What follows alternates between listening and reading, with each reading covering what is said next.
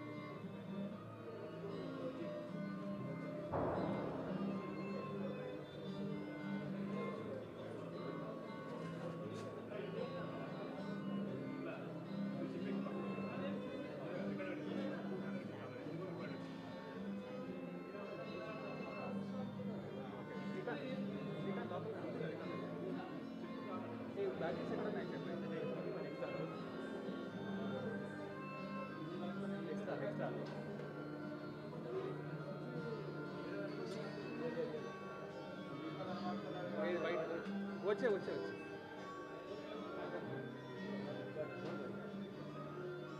Battery safe అయితే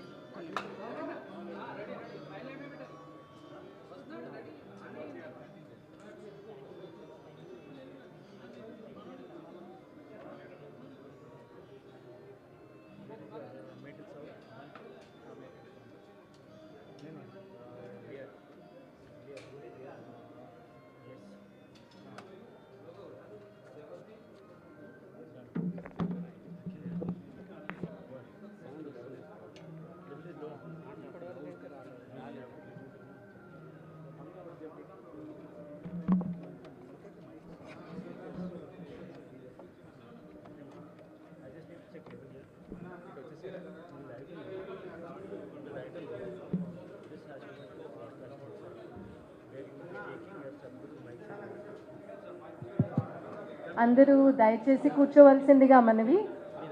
దయచేసి అందరూ కూర్చోండి. ఈ వెనకతలు కూడా కొన్ని సీట్స్ ఉన్నాయండి.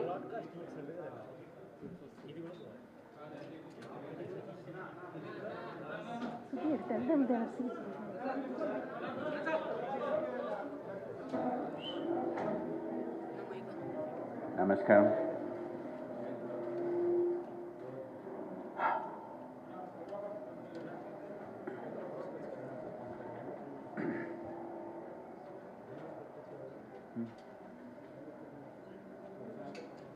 You got the mileage and stuff?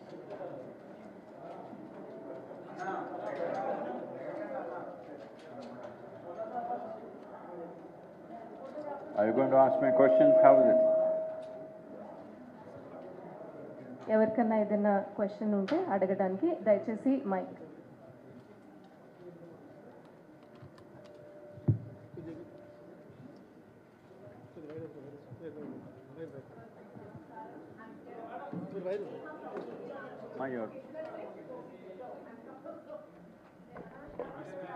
Your microphone is not.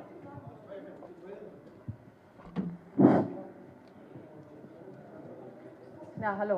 Yes. Namaskar, sir. I'm Neha Reddy from ABN Andhra. Welcome you in Hyderabad city. Thank you. It was an honor to see you here in Hyderabad. Sir, my question is, you've been going around for 100 days, not 100 years life for you. So 100 days, I want to know your experience. What was your routine, daily routine, and the initiatives which you have taken going to other countries? What initiatives they are taking, to save the soil of their country? And then we'll focus on India. Well, what is a routine? Routine is one thing that won't work on a daily basis because of the kind of distances we are doing and the number of events we are doing. If you have to understand, I must say this is, I think, 89th day or something like that. I've not maybe exactly, but 89 or 90 days. And we've covered 27 nations and 6 states here. I think They're telling me 26,421 kilometers right here. And this is the 561st event.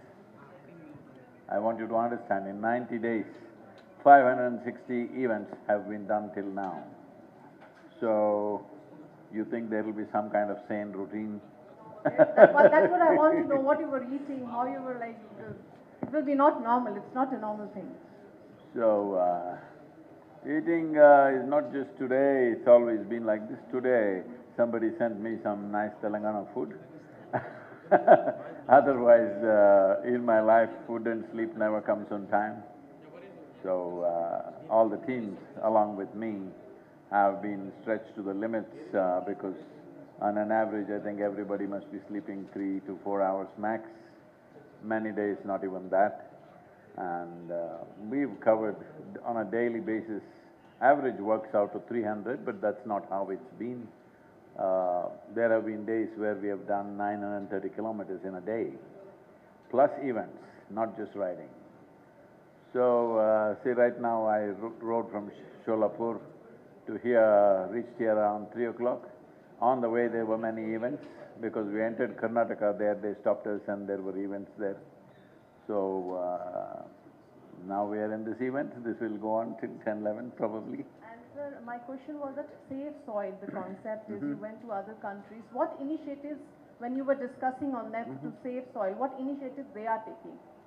See, this is for India, this book.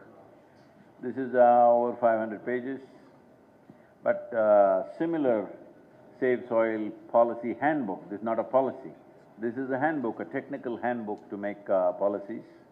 We made 193 policy statements like this for 193 different nations based on their latitudinal position, soil types, economic conditions and agricultural traditions in the given nation.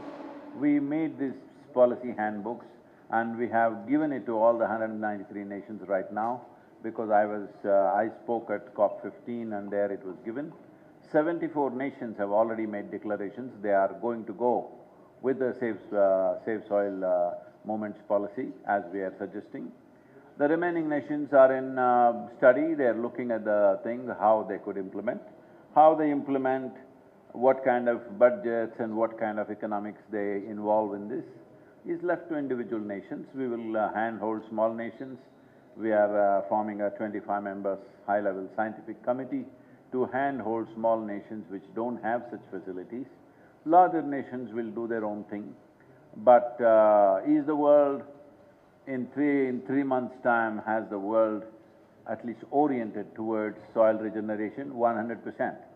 Now the challenge is only the pace, at what speed will they go? All these 6 states that I have been to, Gujarat, Rajasthan, UP, Madhya Pradesh, Maharashtra and now here. Here also we are signing MOU, on Andhra Pradesh we are signing an MOU, Karnataka we are signing an MOU. So they have all very categorically expressed that they will definitely move in this direction. The unfortunate reality is most governments were not conscious that soil has degenerated to this level. So, we have changed that narrative and they have all committed. Now the work for the media will be at what speed? Because it needs to happen fast. If we slow it down, our lives will pass away. So this is important that this gets implemented. I would say in a maximum of 6 to 8 years, we must be well over 3% organic content, which will be a wonderful thing to do for ourselves and for future generations. Check. Yeah, hello everybody, namaskaram. Can I stand? The cameras don't I'm want to. singer, musician, actor, MC from Hyderabad. I'm Kalyan from Untitled Telugu. My very only question to you is the very fond memories of the rain falling on the mud, like your childhood. That smell would be, the fragrance is like very divine, right? So do you remember what was your age when you danced in the rain, or like what was that point of time, those memories, everything and all? Oh, they're not memories, I still do dance.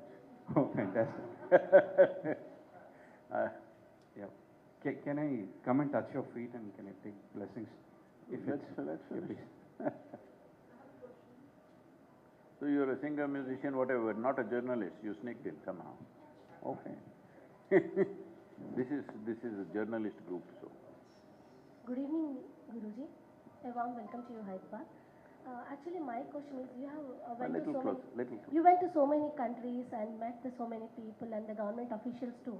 According to you, which country is following the best system to save the soil, and how they are implementing their systems, the rules and everything they are following?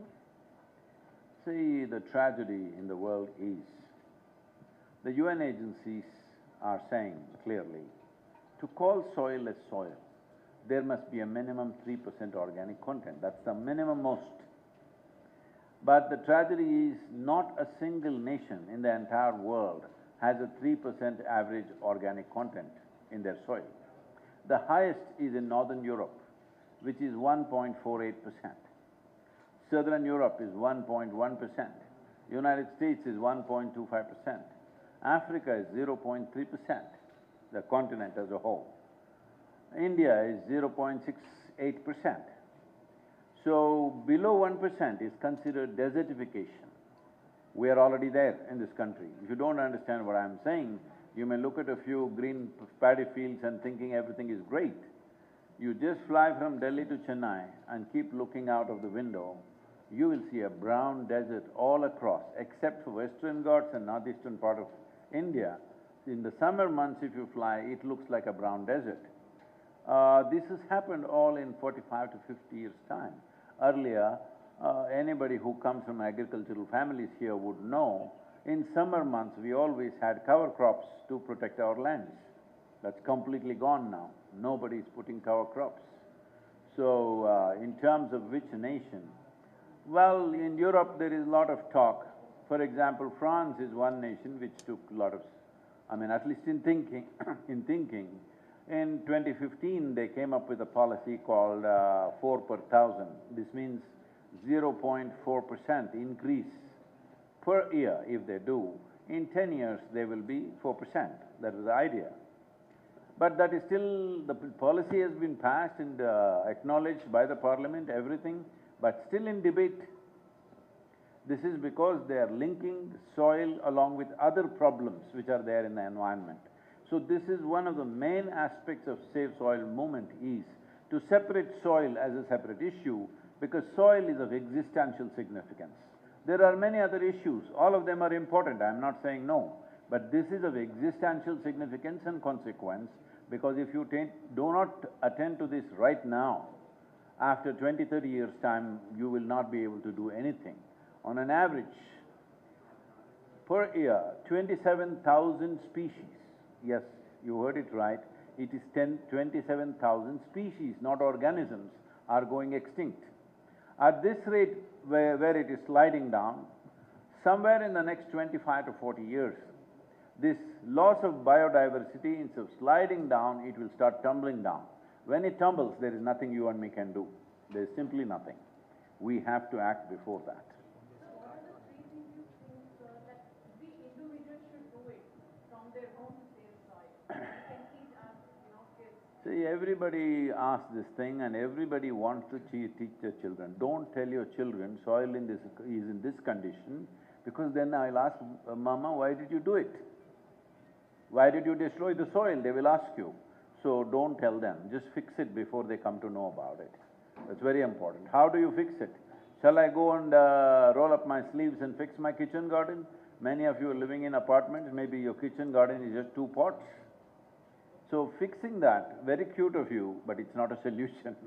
The solution is in the agricultural land. The problem is in the agricultural land and the solution is in the agricultural land. You cannot go and fix the agricultural land personally, yourself.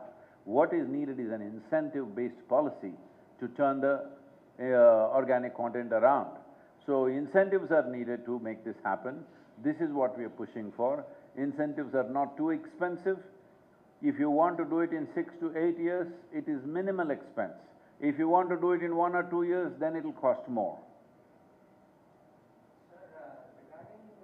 Please take the microphone, whoever it is. You were saying that there is still debate going on where they are linking soil with other environmental issues.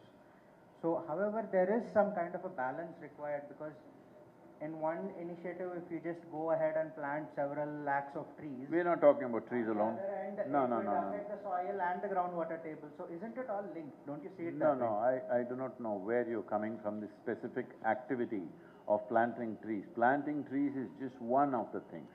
And if your soil becomes rich, will it affect other aspects? I want you to understand, pure air, clean water, for everything you need rich soil, otherwise it won't happen. It just won't happen. Now please articulate that question properly. So what I'm saying is, shouldn't all the environmental issues go in tandem? You're saying see it as a separate issue. When Because comes it to is a soil. separate issue. See, right now you have no food to eat. Should we attend to that first? Or should we clean your ears with the earbuds? Which is more important? This is also important if everything is well. But when there is no food, first thing is to get the food, isn't it? Right now, this is a question of ecological collapse. Soil extinction is what we're talking about. It is a nutritional collapse. It is a food security issue. It is also our economics.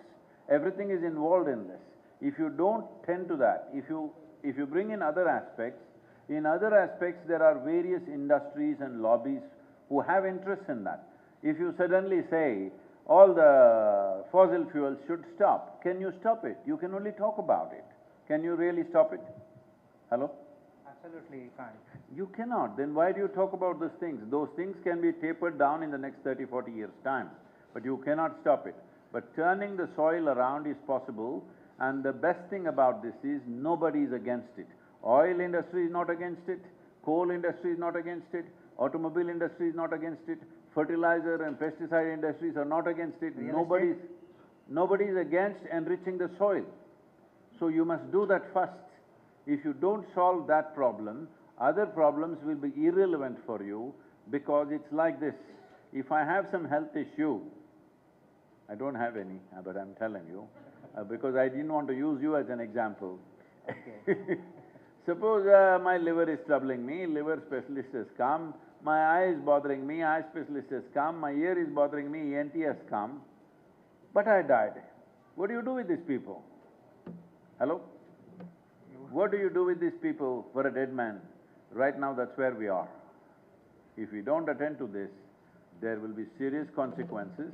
I want you to know, top scientists in the world are clearly pointing out, by 2035, 3.5 billion people will be water stressed.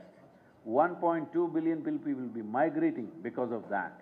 And by 2045, 40% less food will be producing with 9.2 billion population. Do you want to live in such a world? Or do you want to leave your children in such a world? Obviously, so where do you think this issue of soil ranks amongst other environmental issues? If it was not number one, I wouldn't risk my life. I want you to know, doing 30,000 kilometers across 27 nations and doing all these events, most people thought I will kill myself, but I've reached Hyderabad, all right? I will reach Coimbatore. But I'm saying, this is… I must tell you this, last 2.5 years I've been meeting so many agricultural ministries across the world. What I'm most distressed about is, 85% of the nations still treat or address soil as an inert substance. You can fix it by adding a chemical or taking away a chemical. No. Soil is the largest and the most significant living system, not just on this planet, in the known universe. In the known universe, there is no such thing. You and me are a consequence of what's happening in the soil. It's not just about food. You, as an evolutionary process, from an amoeba to what you have become, this complex life today, is because of the activity that's happening in the first 15 to 18 inches of topsoil. Because this is why you called it, in Andhra, in Telugu, what do you say for mother soil? Matrubhumi. No, Matrubhumi is different. No, for soil. Bhumata. Matti. Matti Talli, is there a word like that? Term like that? You're making it up. No. Isn't there a word like, don't you address soil as mother? In Tamil they say Thai Mannu. So there's no Thai, Mannu, something attached to it? Okay. So we called soil as mother because it's the mother of our mothers, it's the source of our life. When you treat the source of your life as a resource, this is the situation you get into. Please. Sir, welcome to Hyderabad, sir. Yeah, and this is Kala, Prime 9 News Telugu. I have two questions, sir. First question is, इतना kilometre आपने journey किया, फिर भी बहुत active है sir, इतना लोग का जवाब दे रही हूँ. And what is the secret, sir? Last 40 years you've been telling you must do some yoga, but you're not listening to me. Okay. But special, today is very special day now, sir. What do you mean? Save Soil Organization, इतना kilometre आपने journey किया. That's what I'm saying. Last 40 years I've been telling you, you must do yoga. Yeah. You did not do. What can I do? If you do yoga, you would be like me. Okay. Okay. And Save And Soil. people are asking me, motorcycle riders, people who regularly ride, professional riders are asking, Sadhguru, how do you manage your back? Yes. Isn't your back hurting? I said, this is an advertisement for yogic back. It never hurts. Yeah. And Save Soil, जो project आपने शुरू करने के लिए, what is the main concept, sir? And कब आपका मतलब planning किया? This is the main reason कुछ है, sir? आपका पूछिए. The last 30 years I've been talking about it. To many people, to ministers, heads of state, bureaucrats, scientists, all sorts of people and ordinary people, of course. 30 years I've been talking about it. Wherever I speak about it, people say, Sadhguru, this is great, what you're saying is really fantastic, and they'll sleep on it. Then I went about meeting all the people who are concerned with this in many years now, and they all know the problem, and generally they all know the solution. Then I was wondering, they know the problem, they know the solution, what is the problem then? The problem is this, they were all waiting for an idiot to come and bell the cat. So here I am.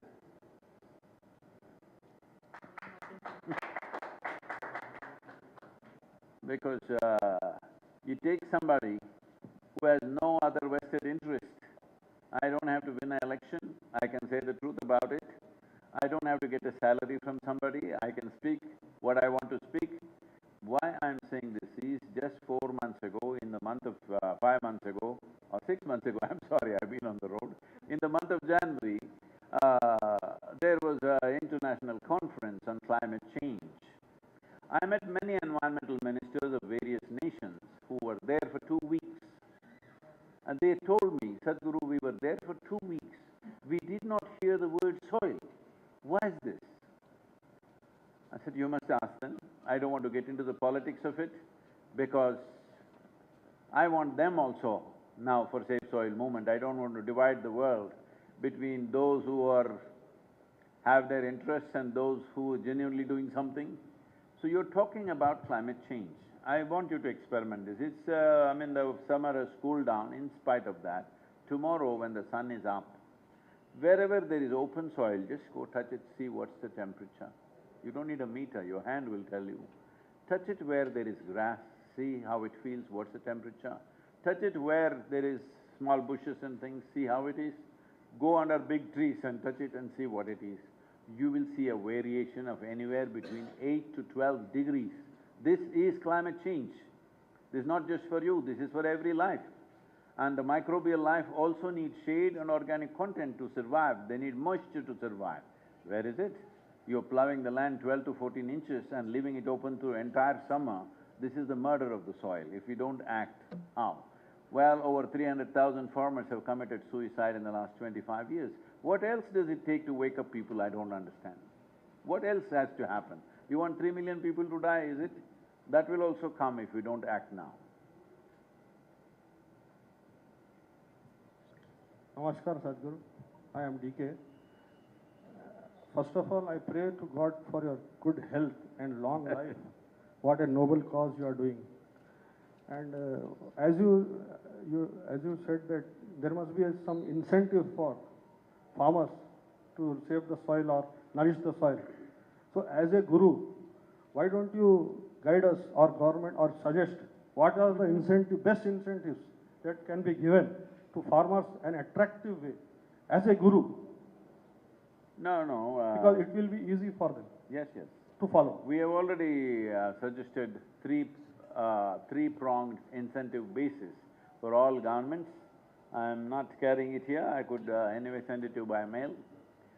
The three-pronged incentive is like this. Right now, most of India is less than 0.5%. Okay, that's really bad. 62% of India's land or soil is less than 0.5%. It's almost going towards extinction. If you give an incentive, if you get it to 3%, we will give you this much. So will you do it in 3 years or 4 years or 6 years? You do it. In India, the farmland is divided between small and medium farmers and little larger farmers. Small and medium means below 5 acres of land. If you aim at them, they are 84.2% of the farmers are small and medium farmers. They are cultivating about 47.6% of the India's agricultural land. They will come for smaller incentives. On a yearly basis, if you give them a small incentive, they will start working towards it. How many ways to do it? There are hundreds of ways to do it. But we must understand, the only source of organic content on this planet or anywhere in this universe is plant life and animal life. If plant life and animal life does not come back on the farm, there is no question of putting organic content into the soil. So for this, there are many methods. One of the simplest, the most simple process is cover crops in the summer. Cover crop means you throw seeds of legumes, pulses, other kinds of dicotyledons and monocotyledons mixed up, because you're not trying to take any crop from that. It just covers the soil and it does its activity. When in India this was a common thing, if you've grown up on farms, you would know it's a very common thing. People will use it like fresh vegetable a little bit, and maybe sometimes their cattle will eat it. Otherwise, when the time comes, they'll just plow back the whole thing. Every year, 1.5 to 2 inches of humus would get back into the soil. This was one way of ensuring it never collapses. All farmers in this country were practicing this till about 40 years ago. Suddenly it's gone, because scientific advice we're giving them, all right? So one thing is cover crop. On an average, to give subsidy for seeds or to distribute seed to the farmer for just cover crop, which need not be hybrid crops and all that, local country seeds, it will just take 450 to 600 rupees per acre. Every government can easily do this, there's simply no question. So this is the simplest way. You can only go for small farmers or you can go for the whole country depending on what kind of budget. It's not for me to say that. The finance ministry in the country and in the states will decide. Center can only recommend and offer some kind of budget for the states so that state can take a more active thing, because the geography is in the hands of the states. The next thing is, there is something called as carbon credit market in the world. Last 7 years we've been trying very hard to get carbon credit for our farmers who have transformed their lands, but we have not been able to be successful. Even 1-inch movement has not happened, because it's like a maze that you can't break. So then what I realize is, these things are created for industry. The same thing is being applied for the farmers. It's simply impossible to fulfill those conditions. Because if it's an industry, you can go look at the chimney, what smoke is coming, measure it, and arrive at some, parameters. But a farmland is not like that. If you measure early morning, it'll be one way. If you measure after the sun comes up, it'll be another way. If moist, humid day, it'll be one way. Dry day, it'll be another way. Nobody can measure this. But general parameters are available internationally. So we have to come with a thumb rule way, which is not perfect way of doing things. But if you go for perfection, you will not do anything. This is the important thing we need to understand, because it's large-scale farming and it's 60% of the population. 3% organic content, if you put back into the soil, what is the carbon sequestration that's happening? There is some kind of a study, some average you have to arrive at. By thumb rule, if you have this much, you get this much money. That kind of carbon credit we must do. We have appealed to the Prime Minister, we are appealing to all the Chief Ministers, we are appealing to the corporate leaders in the country to crack this, and also the international bodies, we are pushing this so that unless farmers get carbon credit, right now there is serious debate in America that farmers should get somewhere around $80 to $100 per acre for carbon sequestration. So if we get $100 here for the people, because it's international market, if you get $100 per acre, it will make a big difference for the farmer. So that is the second level of incentive. The third level of incentive is, being mango season, let me use mango as an example. So if mango is growing in less than 1% organic content soil, what kind of micronutrients it has? And if it is growing in 3% organic content, what kind of micronutrients it has? There's enough science to tell you that. So if this much extra micronutrients you get, what is the kind of health benefits you have? What is the preventive health benefits you have? What is the lowering of stress on the medical system, the healthcare system in the country? The gain in man-days for the nation. Healthier populations are always more productive and more creative. So how the state and the nation will gain? All this data is there, we have to put it together. So if your 1% mango sits here in the marketplace, 3% has to sit here. You may have to pay 5–10% extra for this, but instead of eating 3 mangoes, 1 mango will give you the same nourishment. Suppose my farm is 6% organic content. Now my mango will sit on a higher shelf. Right now if you go to the market, they will say this mango is organic. What is the other one? Is it inorganic? Is there such a thing? So I'm saying it's just a marketing term which doesn't mean anything.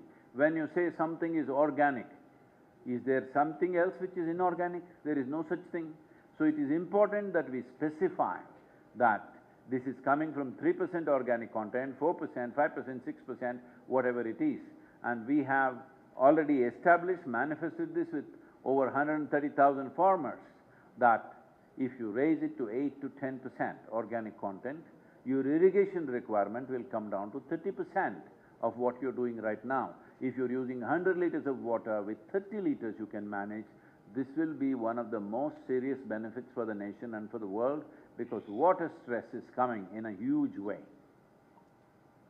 Good evening, sir. అందరికీ ఒక విజ్ఞప్తి, ఒక్క నిమిషం అండి please. Hello, sir. This సమయం మించిపోతున్నందువలన ఇంకొక question, తర్వాత మన మెయిన్ ఈవెంట్ ప్రారంభం కాబోతోంది.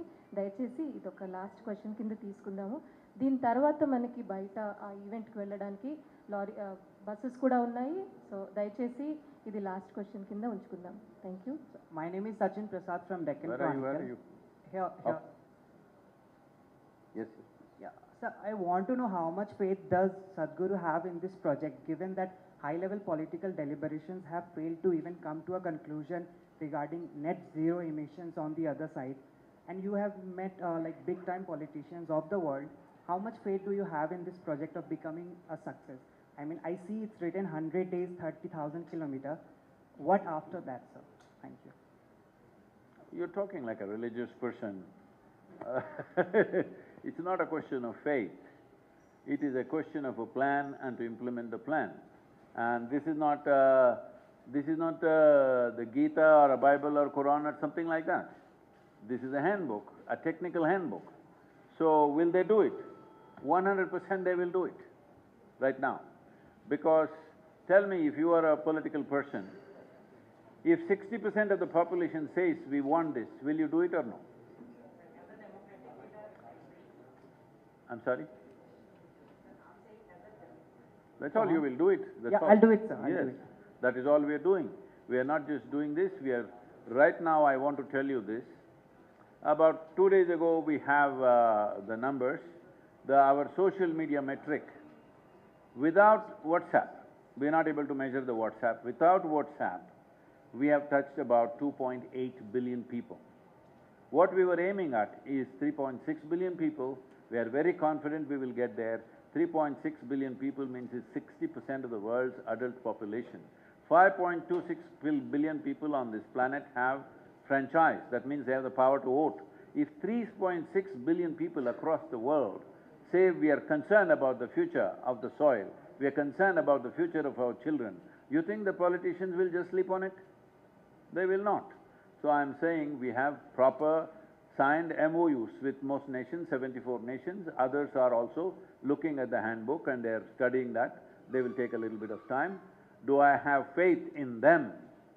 I have faith in human intelligence. It will act. Will it act too late or no? Depends on you. Depends on you. I'm saying you as an individual citizen and you as a journalist, it depends on you.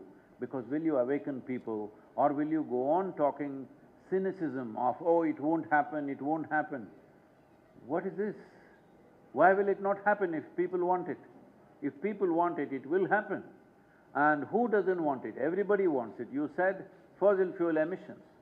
This is why we want to separate soil from that. Fossil fuel emission, people, teenagers can come on the street and shout. But can you stop it? Right now these lights are burning. It doesn't matter what you know about it or you don't know about it. For these lights to burn, something is burning somewhere. Coal, oil, nuclear, something is burning, isn't it? Does it burn just like that? Does your camera work just like that? Does your phone work just like that? No. Something is burning always, isn't it? So all of us are partners in this destruction, knowingly or unknowingly. The only way around is all of us become partners in this solution. You should become a partner in this solution. Don't think, no, I'm sorry, I'm not trying to target you, I'm just, unfortunately this trend is there in the country, so I'm saying, do not think there is some great intelligence in finding fault with everything. There is great intelligence in finding solutions, not finding problems. Hello? We must exercise our intelligence because on this one thing, we must come together. It doesn't matter. Your religion, your caste, your creed, your political ideologies, your nationality, your race, none of these things matter because all of us come from the same soil. All of us are thriving on the same soil. When we die, all of us will go back to the same soil. This is a unifying factor. At least let's use soil as one common denominator when we are constantly finding fissures as to how we are different. Isn't it important we also find common denominators as to how we are same? Save soil is that movement. Thank you very much. ఒక చిన్న విజ్ఞప్తి అండి, ఇందాక మీకు ఇచ్చిన హ్యాండ్అవుట్లో ఈ పుస్తకం ఈ కాగితాలు ఉన్నాయి. అందులో 3-pronged అప్రోచ్ గురించి కూడా ఉంది, దయచేసి చూసుకోండి.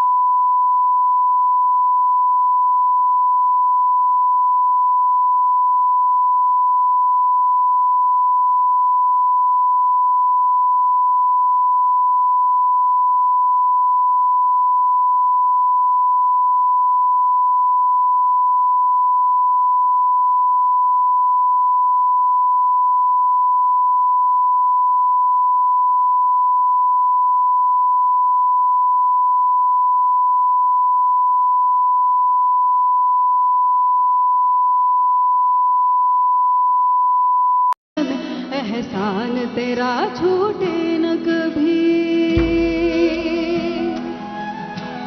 हो,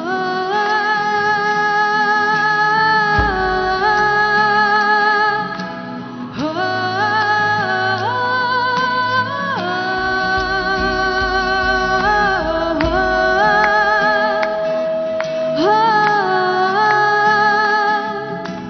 हो,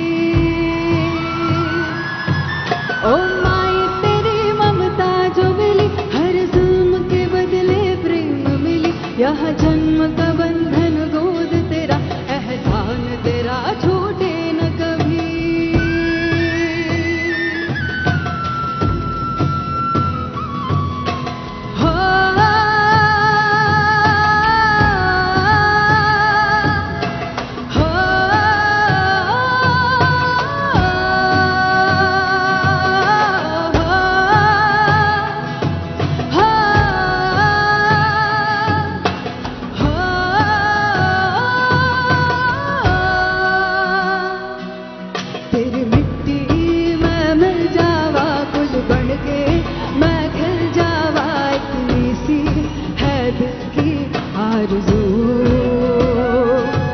तेरी नदियों मैं बह जावा तेरी खेतों मैं लहरावा इतनी सी है दिल की आरज़ू तेरी मिट्टी में मैं मिल जावा गुल बन के मैं खिल जावा तेरी मिट्टी में मैं मिल जावा गुल बन के मैं खिल जावा हर बात में सा अलग हूँ तेरी गोद में आकर एक हूँ महसूस किया नहीं जिसने तुझे जिंदा होकर भी क्या है जिए Everybody sing together हो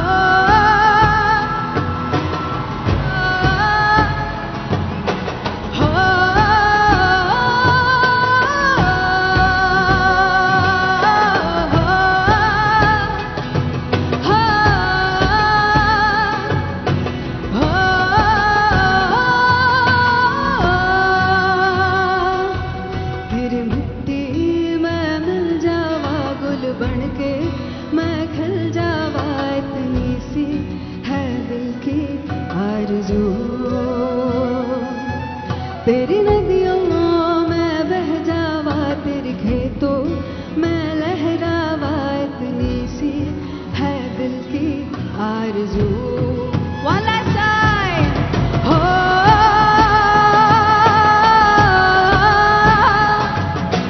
हो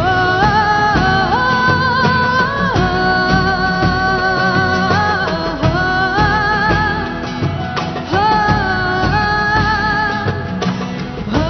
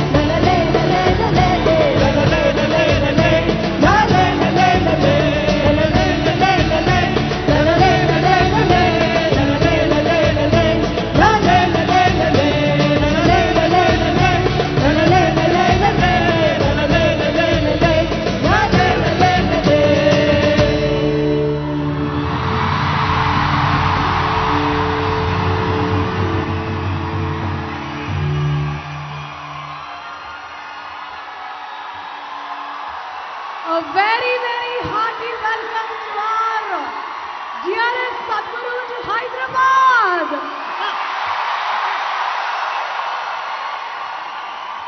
It's an emotional, happy moment for most of us, isn't it? We are more than happy to see Satguru here in Hyderabad today. The lone rider who's traveled more than 26,000 kilometers for this conscious planet and save soil movement.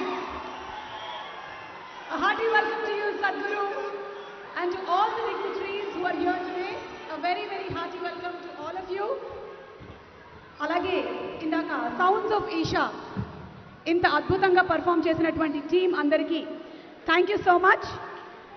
Once again, good evening, Hyderabad, and a hearty welcome to the historic Sadhguru's Conscious Planet Save Soil event ki vichesinatvanti Earth Buddies andariki swagatam suswagatam. We also have live translations in Telugu. It's available for the event today. Please tune your mobile phone radios into 88 frequency for Telugu or visit the website isha.sadguru.org. For any translation support, visit the translation help desk.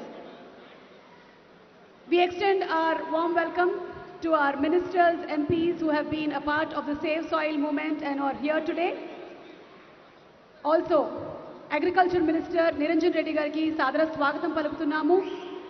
The Save Soil movement has garnered support of people from all walks of life: industrialists, educationists, politicians, sports persons, civil servants, businessmen, film industry, and all the farming community. Today we have various farming communities among us who have come to express their strong support to the Save Soil movement. So recognizing the presence of all the communities, Raitu Nestam Foundation, Adarana Agri Farms, Community Supported Agriculture, Swarna Bharat Trust, Annadata, ICRISAT, Council for Green Revolution, Center for Sustainable Agriculture, Vande Mataram Foundation, Grama Bharat, Aranya Agriculture Alternatives, Bioagri Input Producers Association, Pallis Rujana, Save Foundation, Farmers of AP Mahila Abhivruddhi Society, Gondu Tribal Farmers from Adilabad, Prajamitra, Aptabandhu Producer Company, Ekalavya Foundation, Pragati Foods, and many more individual farmers. We specially welcome them all and express our gratitude for coming this way to show their support for the movement. Mana mattini kaapade annadatalandariki swagatam suswagatam.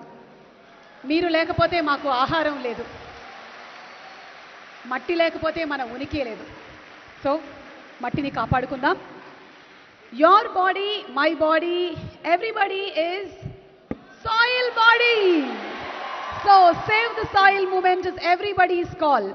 To take the Save Soil movement forward with their generous contribution, we are privileged to have our national sponsor, PVR, along with our other partners, Cine Media partner, UFO Movies, Superflow and Colruyt Group, and our local sponsors, Kofax, Patel Group and Loris Labs. A special thanks to all our sponsors. Thank you so much for making the events a grand success. And at this time, I'm also delighted to announce that tonight we will have Samantha Ruth Prabhu in conversation with Sadhguru about Save the Soil. So we are all eagerly waiting to witness the conversation between Samantha and Sadhguru about the Save Soil movement. And I'm indeed honored to announce that Sadhguru will also launch the 5th edition of the Green India Challenge 5.0, the Green Drive initiated by Telangana MP J. Santosh Kumar Garu on the outskirts of Hyderabad at Muchintal Road near Shamshabad on June 16th, that is tomorrow. It involves one person planting samplings and urging 3 others to take up planting trees. As many as 10,000 saplings will be planted on this occasion, and we invite all of you all to be a part of this wonderful initiative. Meerandaru bhagaswamulu ayyaru inni samvatsarala nunchi ika mundu kuda bhagaswamulu avutaru ani aasistu. Okay, so we all eat food, don't we?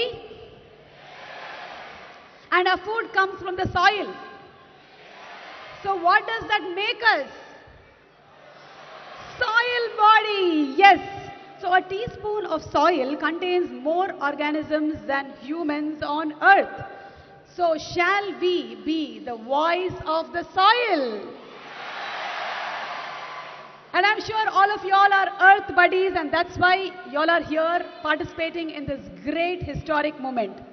So Satguru started his solo motorcycle journey from London on March 21st, which has taken him across 27 countries, and he'll be covering 30,000 kilometers within 100 days. He addressed the United Nations conventions to combat desertification COP15 conference at Ivory Coast, as well as the World Economic Forum at Davos, Switzerland. He has participated in over 540 #Save Soil events. Sadhguru has been riding the motorcycle with a swag that is unique to him for almost 3 months now, braving relentlessly storms of rain, sand and snow, mountainous terrain and scorching heat, and now the Indian monsoon. Sadhguru has driven through it all. A lone motorcyclist at the age of 65, and we know age is just a number, starting from London, crisscrossing through Europe and Central Asia, the Middle East, and now Bharat. Journey that has been covered by more than 260 media outlets with thousands of TV and news reports every day.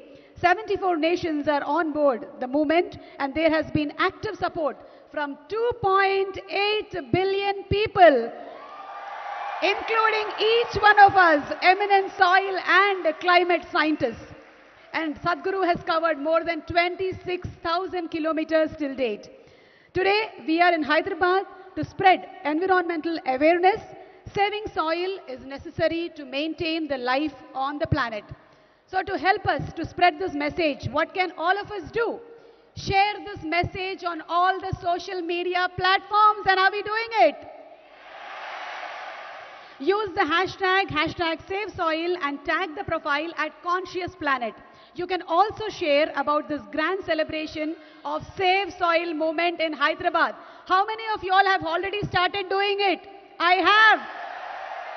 So let's post our experiences of being here on social media with hashtag Save Soil Wave or hashtag Save Soil, and you can type our city's name, that is Hyderabad, and let Hyderabad be trending. Okay, so in today's performances, envisioned by Sadhguru, Project Samskriti offers classes on Indian classical arts including music, dance and Kalaripaita, a martial art form.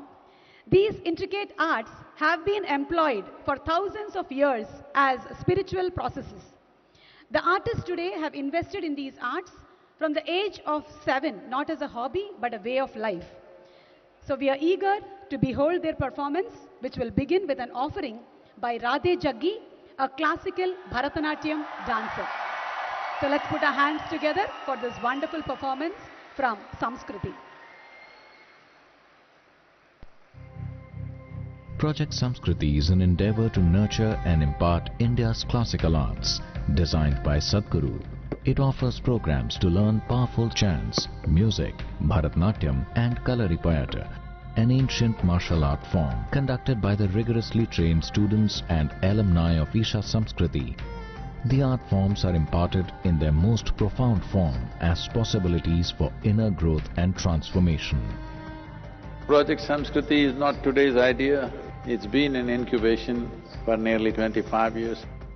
So this is an effort not to save the art form alone, but to bring up humanity to a higher level of existence within themselves.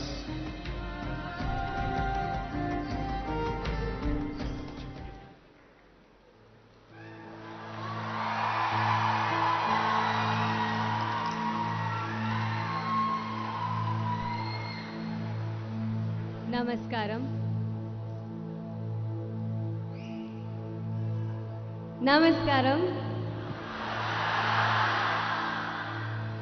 One with a heart of fire, draped in the rivers and oceans, with hair of open sky and a body the ground that we walk upon. Mother Earth, our source and sustenance. Time is ticking away as we exploit this strong yet gentle source of life. To build our lives, our comforts, our luxuries, we have ignored her call. Time is ticking away. It's time to reinvigorate and celebrate this mother who has birthed us, fed us, and one who will embrace us into her bosom in our death.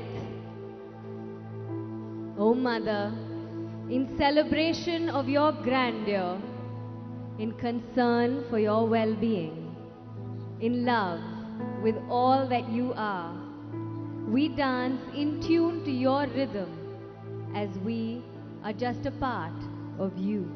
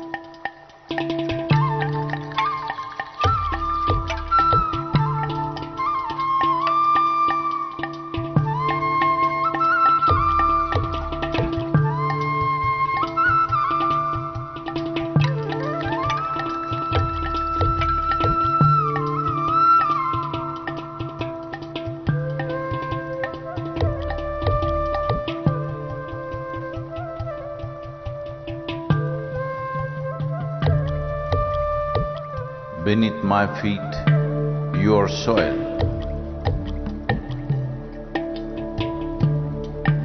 When you rise, you become a tree. Again, you fall as a leaf. Who are you?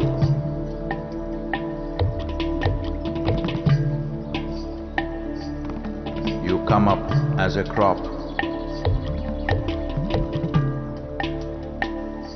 You give me life as food.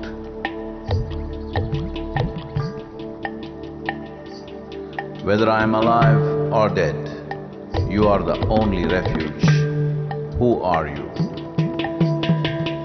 You come as water. You come as milk. You come as honey. Who are you? If I eat, it is soil. If I breathe, it is soil. If I die, it is soil. Oh, my mother, who are you?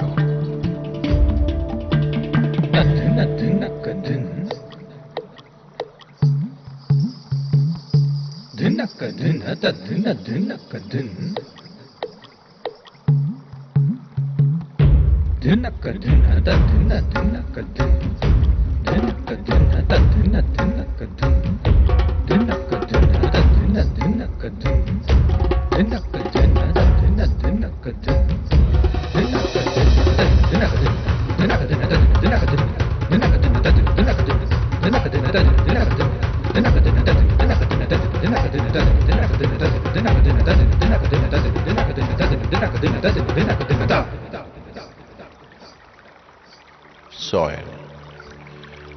In the root, there is a stalk. In the stalk, there is branch. In the branch, leaves, bud, flower and fruit, all rooted in soil. That is not our making. The soil, the very soul of all life, shall neither perish nor is created, but in a constant turnaround. A tree and a termite hill, the rough hide of an elephant and the fine silk of the spider, the beasts that you kill and the people that you love, all a recycle of soil, soil and soil.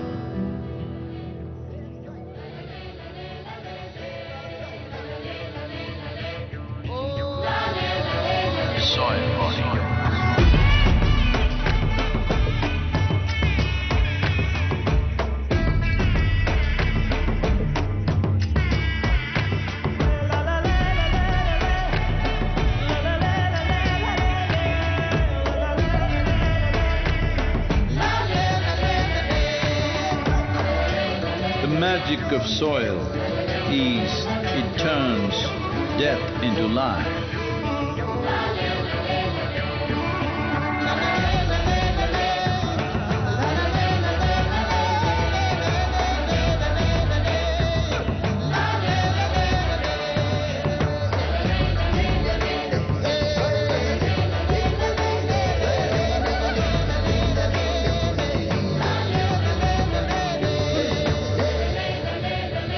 Depleted soils will not quench the fire of hunger. Unquenched hunger can burn the very world. This is a generational responsibility. Save soil. Let's make it happen.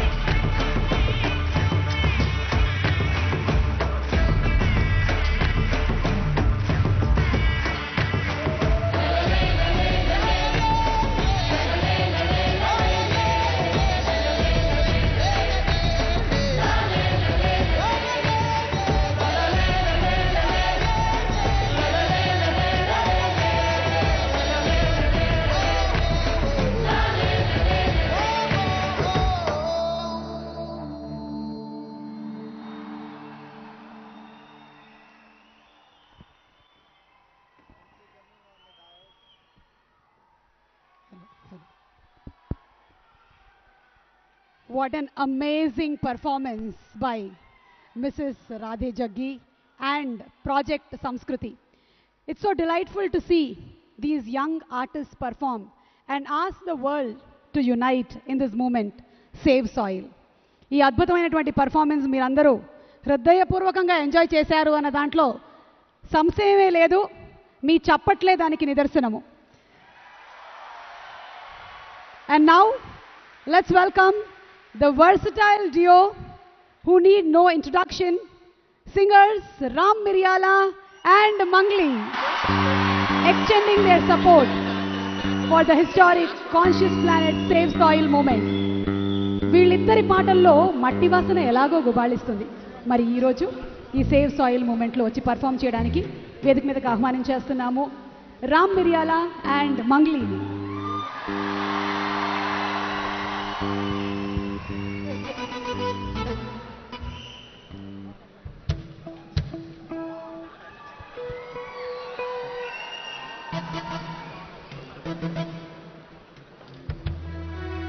అందరికీ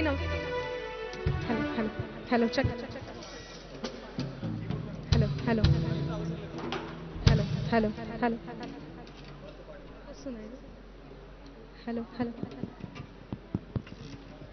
hello hello hello thank you. అందరికీ నమస్కారం. Sadhguru, namaskaram, Sadhguru. Thank you so much for coming to Hyderabad. Thanks a lot. మీరు చేపట్టినటువంటి save soil అనే గొప్ప మహోన్నత ఉద్యమంలో మేము కూడా పాల్గొనడం చాలా చాలా చాలా సంతోషంగా ఉంది. మా అందరితో వీళ్ళందరూ కూడా పాల్గొనడం చాలా సంతోషంగా ఉంది. సద్గురు, నాకు మహాశివరాత్రి రోజు అన్నారు మీరు మట్టి మీద పాట రాయాలి రాసి పాడు అని చెప్పి సేవ్ సాయిల్ మీద.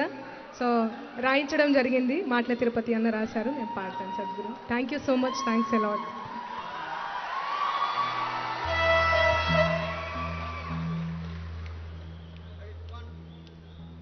Save soil!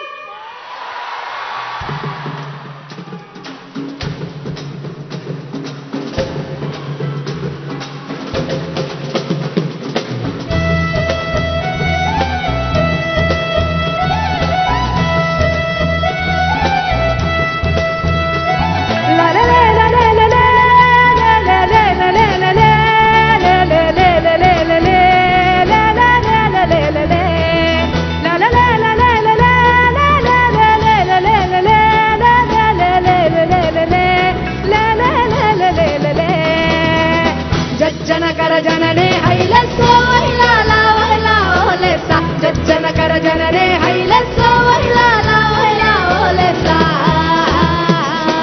तल्ली नी गुंडेल पैपूलु कांदे ऊयललू पे धरणी దండాలమ్మ అమ్మ మానేలమ్మ తల్లి నీ గుండెల పైపులు కాందే ఊయలలు పే ధరణి దండాలమ్మ అమ్మ మానేలమ్మ మట్టిని ముద్దాడుకున్నాం మట్టిని కాపాడుకున్నాం మట్టి పరిమళాల గంధం రేపటి తరాల చరితకు అందం తల్లి గుండెల పైపులు కాందే ఊయలలు పే ధరణి దండాలమ్మ అమ్మ మానేలమ్మ జజ్జన కర జననే హైలసో వైలాలా వైలా ఓలెసా జజ్జన కర జననే హైలసో వైలాలా వైలా ఓలెసా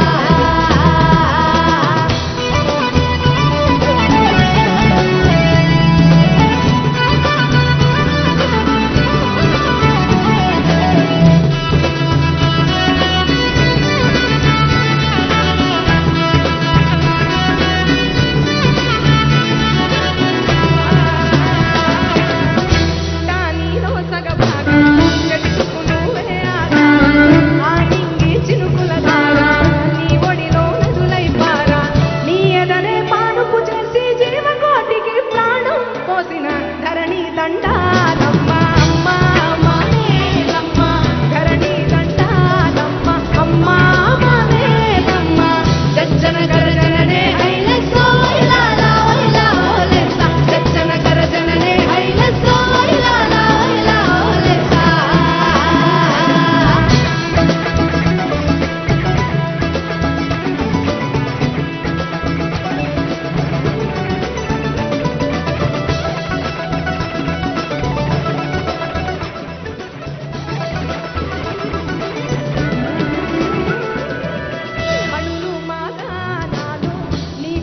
బతుకు సింగారాలు ఆ కొండ కోనలు నీ మేలుకు మెరిసే నగలు మానవాళి ఈ మానవాళి ఏమిచ్చుకున్న మట్టి తల్లిని రుణము తీరునా ధరణి దండాలమ్మ అమ్మ మానేలమ్మ ధరణి దండాలమ్మ అమ్మ మానేలమ్మ దచ్చన గరగనరే హైలెస్తో హైలాలా హైలా ఓలేసా దచ్చన గరగనరే హైలెస్తో హైలాలా హైలా ఓలేసా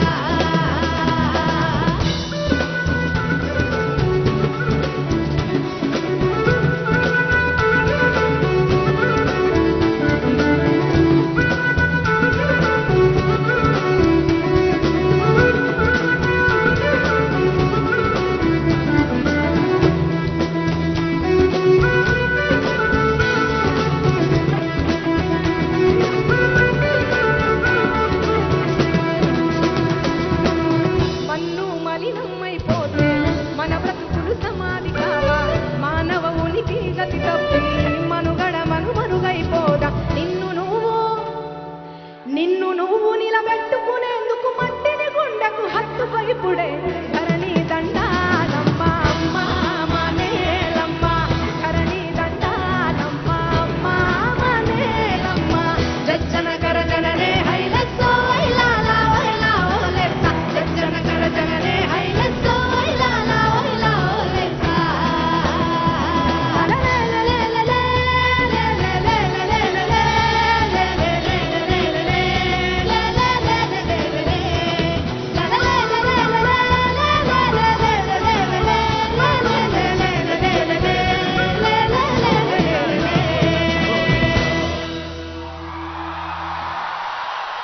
thank you so much thanks a lot ఒక చిన్న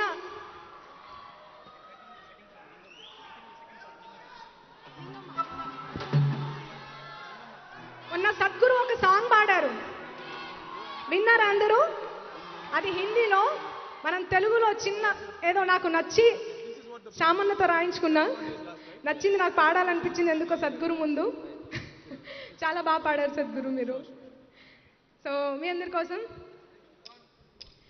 నిన్ను నన్ను కలిపిన బంధం మట్టిదిరా మనుబంధం పంచిన ఒడినే మరిచామంటే మన పుట్టుకనే ఇక వ్యర్థం అరచేతుల్లో మోసే అమ్మతనం చూసావా తల్లి రుణాన్నే తీర్చే సమయం ఈరోజే అనలేవా ఈరోజే అనలేవా thank you Sadhguru thank you so much మీ అందరి కోసం వన్ మోర్ సాంగ్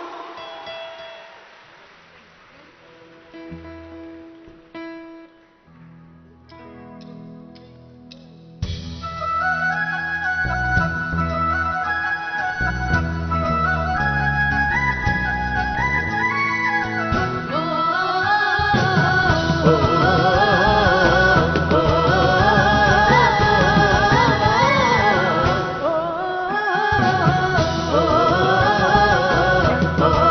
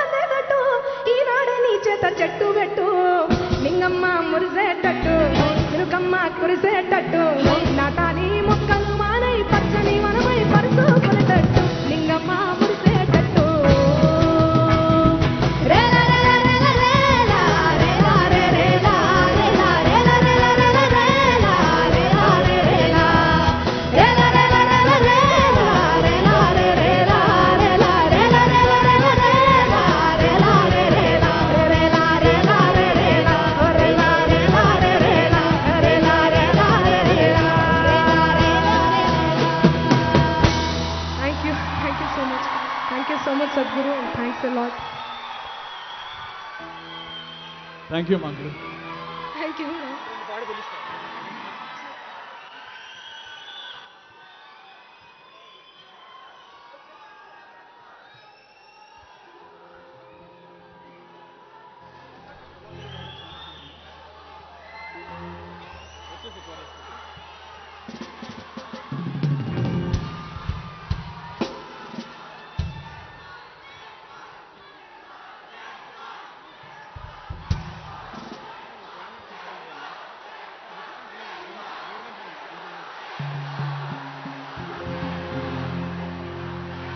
Check.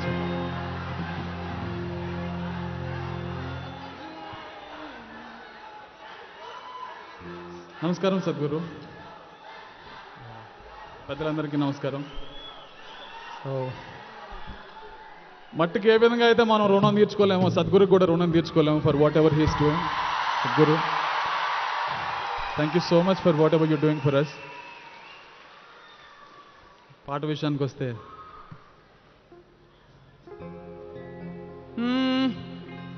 వట్టి మట్టేగా అంటావేమో, ఒట్టి మట్టే అనుకుంటున్నాం. ఆ సారవంతమైన మట్టి కనుక సారాన్ని కోల్పోతే మనం మానవాళి మొత్తం మట్టి కొట్టుకోవాల్సి వస్తుంది. అంత సీరియస్ విషయం. But we should thank Sadhguru for bringing up this kind of issues. Only you can do, Sadhguru.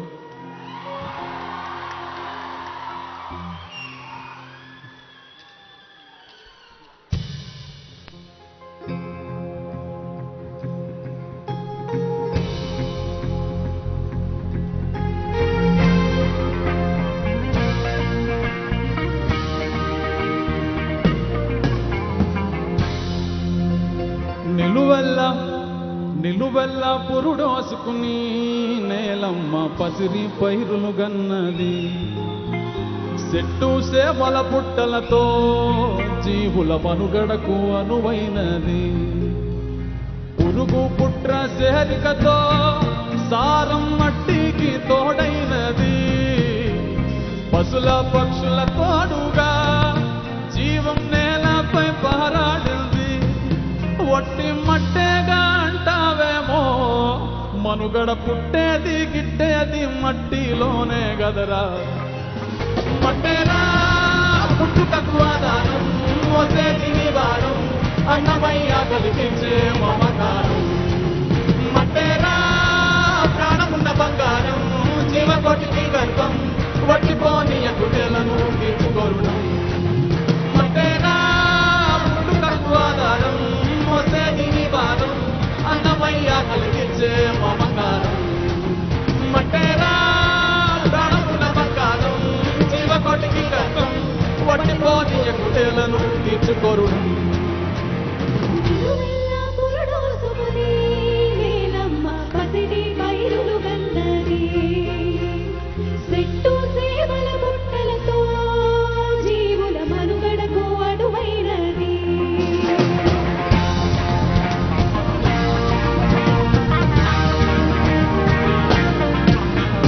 దేశమంటే మట్టేనో,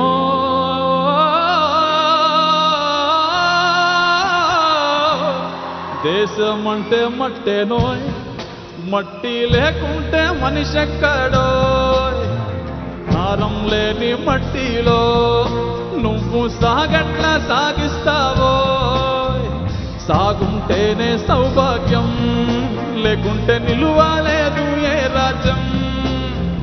తిండి పట్ట నీడకి నిండు మట్టేరా మూలాధారం. వట్టి మట్టేగా అంటావేమో, మనుగడ పుట్టేది గిట్టేది మట్టిలోనే గదరా. మట్టేరా పుట్టుకకు ఆధారం, మోసేది నివారం, అన్నమయ్య కలిగించే మమకారం. మట్టేరా ప్రాణమున్న బంగారం, జీవకోటికి గర్భం, పట్టిపోని గుడ్డెలను తీర్చుకోరుడం. మట్టేరా పుట్టుకకు ఆధారం, మోసేది నివారం, అన్నమయ్య కలిగించే మమకారం. మట్టేరా ప్రాణమున్న బంగారం, జీవకోటికి గర్భం, వంటి బాల్యకు హేళను తీర్చుగొరుడు నిలువెల్ల పురుడోసుకుని నేలమ్మ పసిరి పైరులు గన్నది చెట్టు సేవల పుట్టలతో జీవుల మనుగడకు అనువైనది.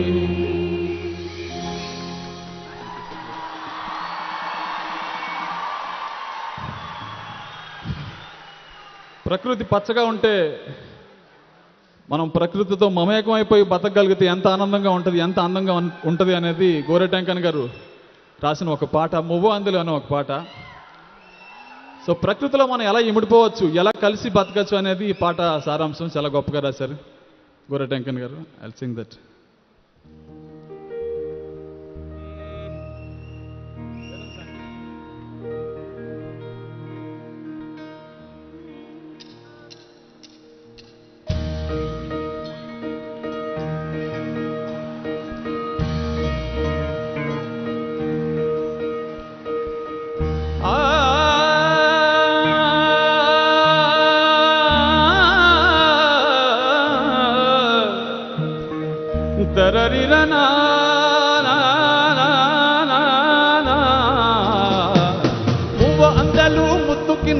చేతిలో పడదామా, పాట పాడుకుంటా ఆటాడుకుంటా పయన వెళ్దామా.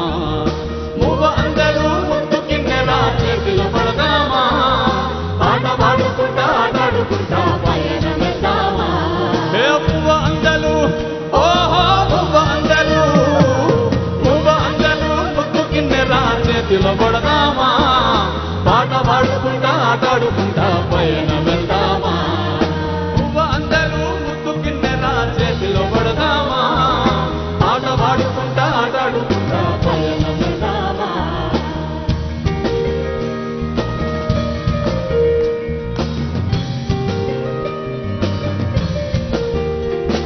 ఏ కోరెంక కువ్వా, ఓహో కోరెంక కువ్వా, కోరెంక కువ్వా కుంపులోనే ఒతికిపోదామా, సర్రంగ చెట్ల నీడలోనే ఆడుకుందామా. కోరెంక కువ్వా కుంపులోనే ఒతికిపోదామా, సర్రంగ చెట్ల నీడలోనే ఆడుకుందామా. ఏ కోరెంక కువ్వా, ఓహో కోరెంక కువ్వా, కోరెంక కువ్వా కుంపులోనే ఒతికిపోదామా, సర్రంగ చెట్ల నీడలోనే ఆడుకుందామా. మువ్వ అందరూ ముద్దు కిన్నెరా చేతిలో పడదామా, పాట పాడుకుంటా ఆటాడుకుంటా పయన వెళ్దామా.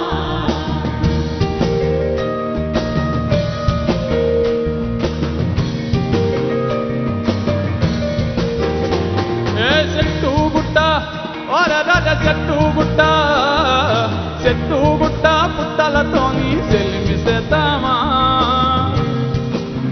ఓ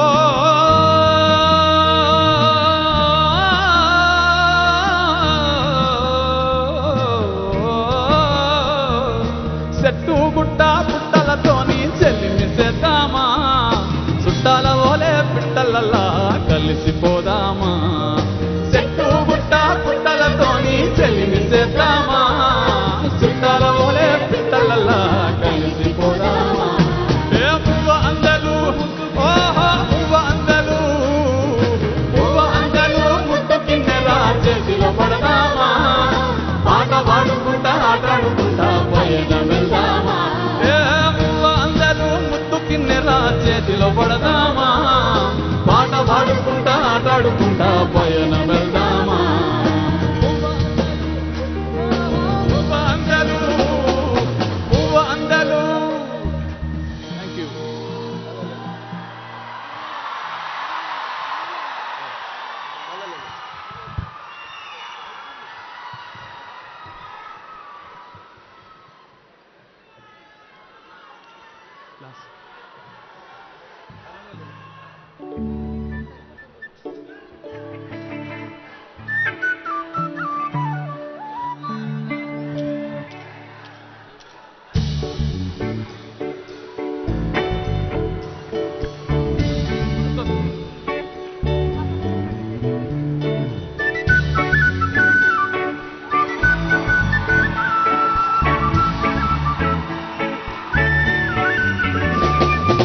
la la la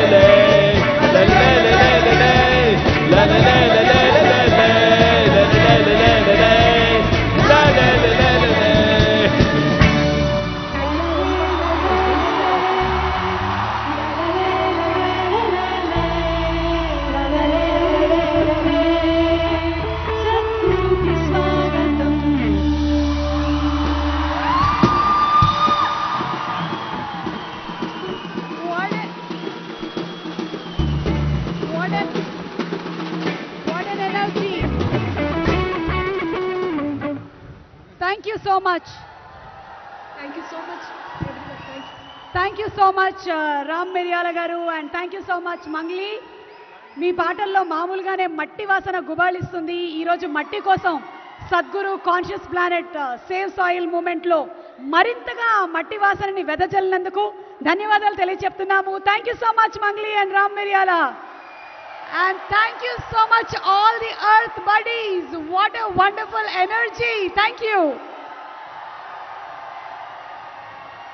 Sadhguru Hyderabad reach అయినటువంటి ఈ శుభ సందర్భంగా జరుగుతున్న ఈ సేవ్ సాయిల్ ఈవెంట్లో భాగంగా ఇక్కడికి విచ్చేసినటువంటి honourable minister for agriculture Shri Niranjan Reddy గారిని సాదరంగా వేదికపైకి ఆహ్వానిస్తున్నాము.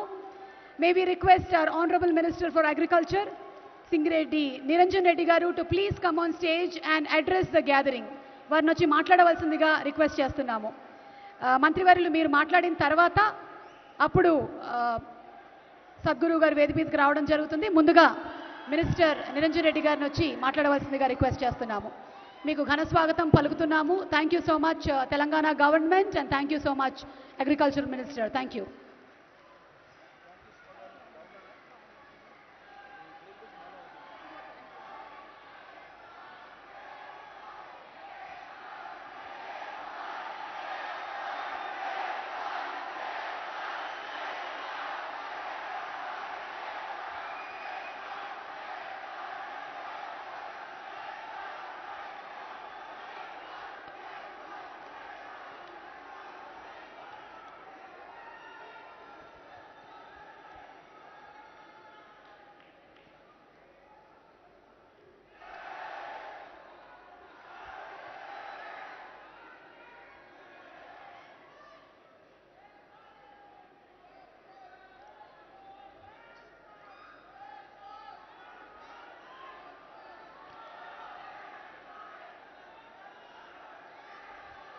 నిన్ననే తెలంగాణ రాష్ట్రాన్ని ఈ నేలను ఋతుపవనాలు తాకినాయి. ఈ నేలను వర్షం ముద్దాడింది.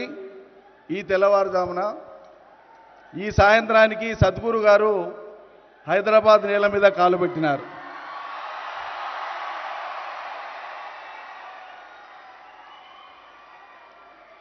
వారికి తెలంగాణ రాష్ట్ర ప్రభుత్వ పక్షాన, తెలంగాణ రాష్ట్ర ప్రజల పక్షాన, నా పక్షాన, రాష్ట్ర వ్యవసాయ శాఖ పక్షాన, రాష్ట్ర రైతన్నలందరి పక్షాన, నా సహచర మంత్రివర్యులు సోదరులు సభలో ఉన్నటువంటి గౌరవనీయులు శ్రీ శ్రీనివాస్ గౌడ్ గారి పక్షాన, స్పోర్ట్స్ చైర్మన్ వెంకటేశ్వర రెడ్డి గారి పక్షాన, ప్రకృతి ప్రేమికులు విద్యార్థికులైనటువంటి మా మిత్రులు వేదకుమార్ గారి పక్షాన, ఈ సమావేశంలో సభలో ఉన్నటువంటి వేలాది మంది పక్షాన వారికి హృదయపూర్వకంగా నేను స్వాగత సుమాంజలి తెలియజేస్తూ నమస్కరిస్తూ, మీ అందరికీ నమస్కారాలు తెలియజేస్తూ, పెద్దలకు, పర్యావరణ హితులకు, భూమి పుత్రులకు, ఈ నేల బిడ్డలకు,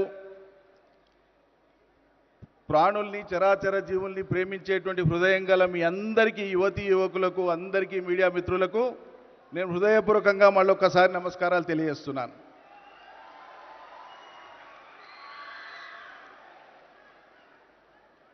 సద్గురు గారు, మీ యొక్క దీక్ష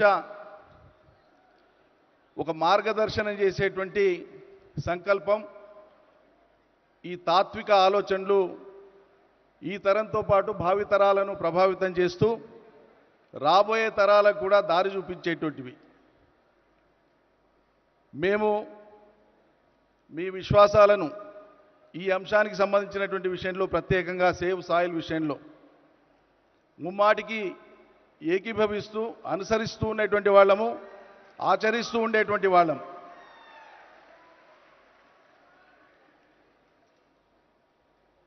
నిజంగా చెప్పాలంటే మేం మట్టి మనుషులం, తెలంగాణ బిడ్డలము, తెలుగు బిడ్డలం, మట్టి మనుషులం. మాకు మట్టితో ఉండేటువంటి అనుబంధం చాలా గొప్పది. ఈ మట్టి కోసమే మా పెద్దలు, మా పూర్వీకులు, మా ముందు తరాల వాళ్ళు అలుపెరగని పోరాటం చేసిండ్రు. ఈ మట్టిని రక్షించుకోవడం కోసమే, ఈ మట్టి మీద నిలబడి జీవనాన్ని కొనసాగించడం కోసమే, ఈ మట్టిని కాపాడుకోవడం కోసమే. మీ అందరికీ తెలుసు, ప్రకృతి మానవాళికి అందించినటువంటి ఒక అపురూపమైనటువంటి కానుక, సహజమైనటువంటి సంపద మన నేల, మన భూమి, భూమి ఉపరితలంలో ఉండేటువంటి నేల.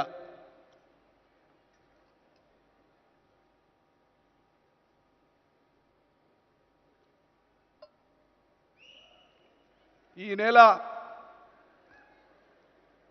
మనకు, నేల లేనిది జీవం లేదు, జీవం ఉండేది నేలలో. జీవం మనుగడ సాగించాలంటే నేల కాపాడబడాలి.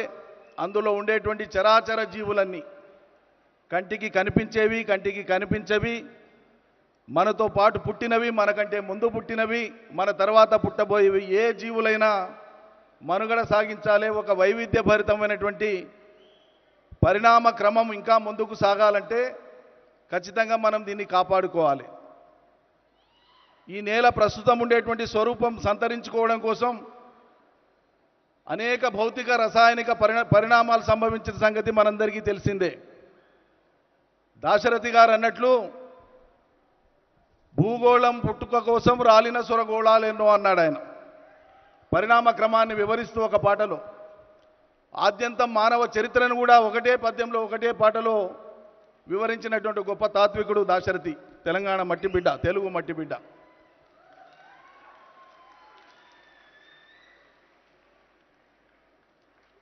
పరిణామ క్రమంలో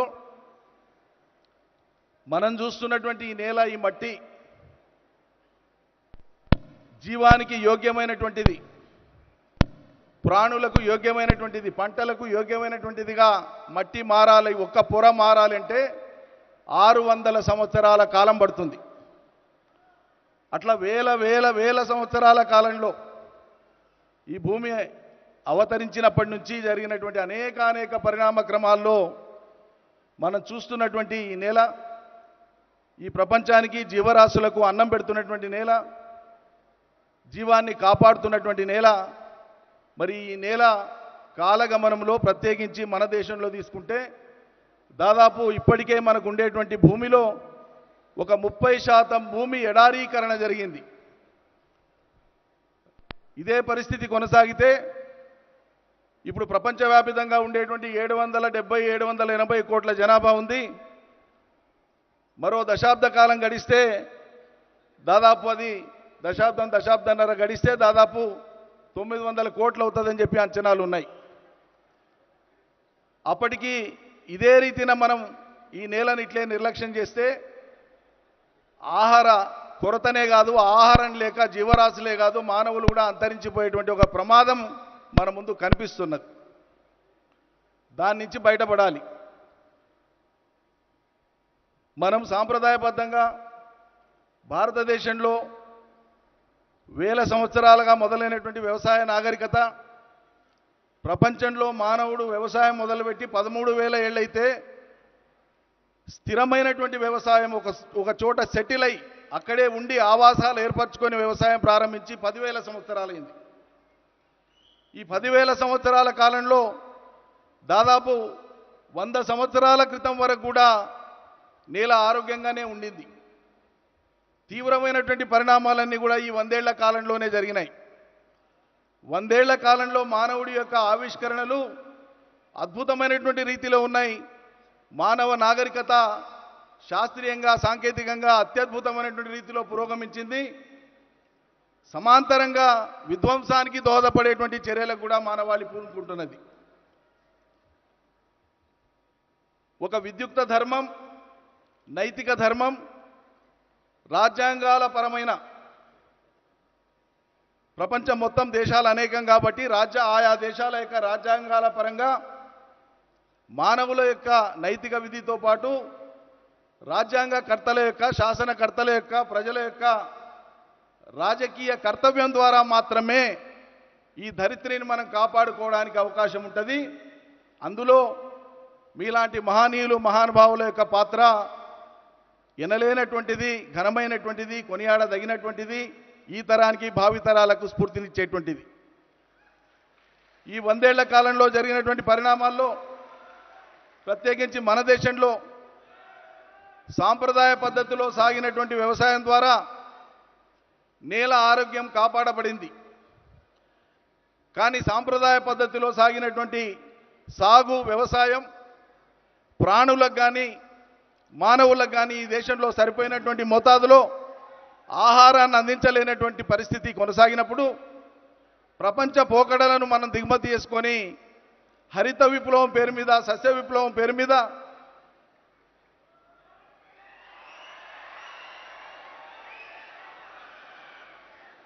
మనం మితి మించినటువంటి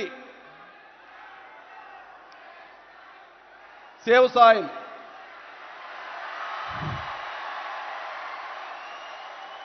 మితిమీరినటువంటి, మీకు తెలియాల్సినటువంటి అంశం ఇది. మనం అందరం భుజించేటువంటి ఆహారంలో ఈరోజు పరిమితికి మించినటువంటి ఫర్టిలైజర్, అదేవిధంగా పెస్టిసైడ్ రెసిడ్యువల్స్ ఉంటున్నాయి. వీటిని తగ్గించకపోతే, వీటి వాడకాన్ని రేషనలైజ్ చేయకపోతే, irrational usage of fertilisers and chemicals and pesticides వాటి మీద స్థిరమైన నియంత్రణ లేకపోతే భవిష్యత్తు అంధకారం అవుతుంది. అందుకోసమే చివరి విషయం చెప్పి నేను ముగిస్తాను.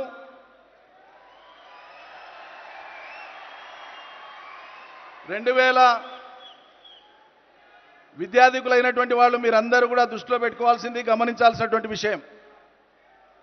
ఒట్టి కేరింతలతో కాదు, విషయం కూడా అర్థం చేసుకునే ప్రయత్నం చేయాలి.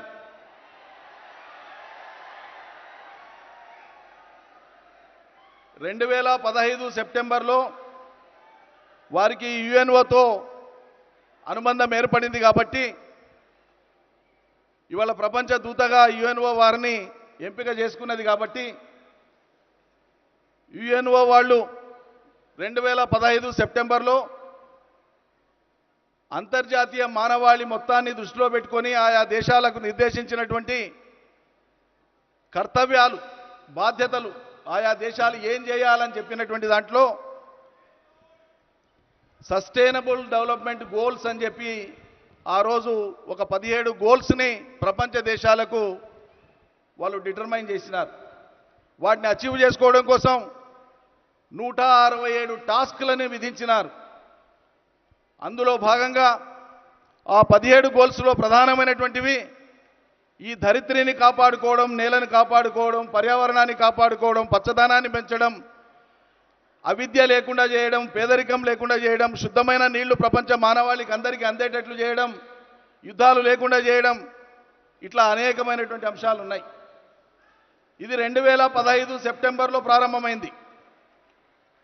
కానీ 2014 2 జూన్కు ఏర్పడినటువంటి తెలంగాణ రాష్ట్రం, అంటే అంతకంటే ముందే ఏడాది పైచిలకు ముందే ఏర్పడినటువంటి ఈ రాష్ట్రంలో తొలి క్యాబినెట్ సమావేశంలో తీసుకున్నటువంటి నిర్ణయాలు అవి ప్రకృతిపరమైనటువంటివి. తెలంగాణలో హరితహారం ద్వారా 250 కోట్ల మొక్కల్ని పెట్టాలని ఈ ప్రభుత్వం నిర్ణయం తీసుకొని అమలు చేయడం జరిగింది. అదేవిధంగా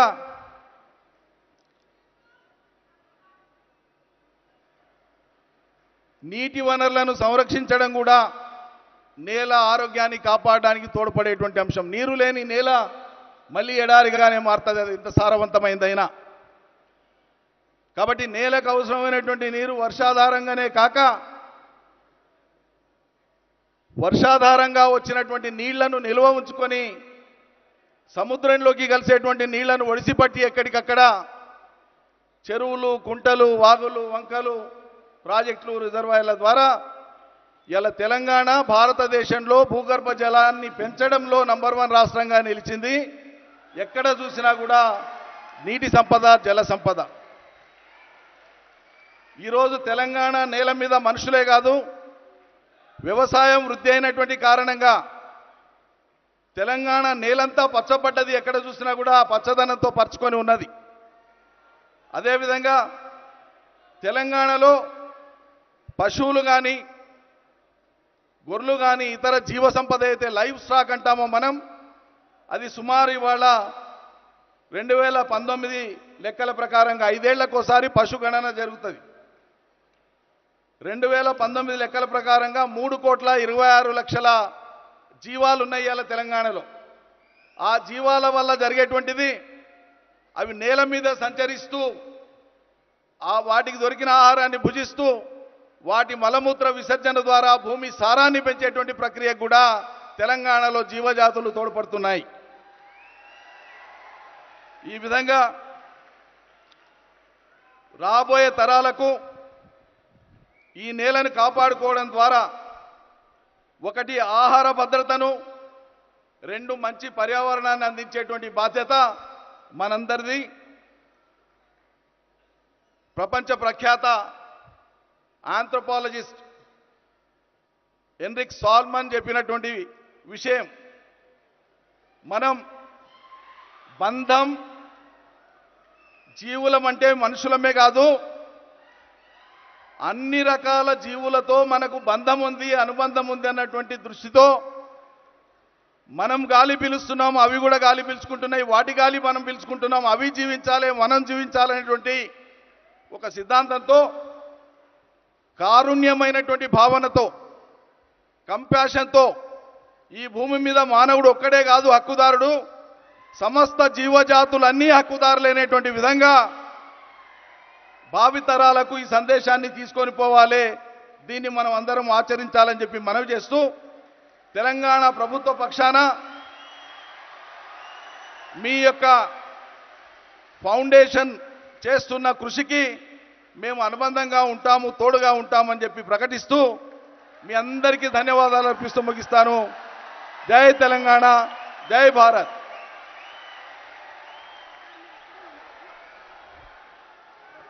Thank you so much, Niranjan Reddy Garu. And as a part of the Save Soil movement, on this historic day at Hyderabad, the Telangana government and Isha Outreach shall be signing a memorandum of understanding to rejuvenate Telangana's soil.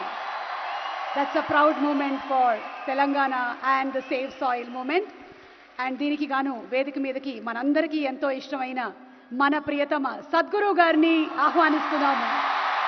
Sadhguru Garu to please come on to the stage, and requesting our Agriculture Minister Niranjan Reddy Garu to exchange the Memorandum of Understanding between the Telangana government and Isha Outreach.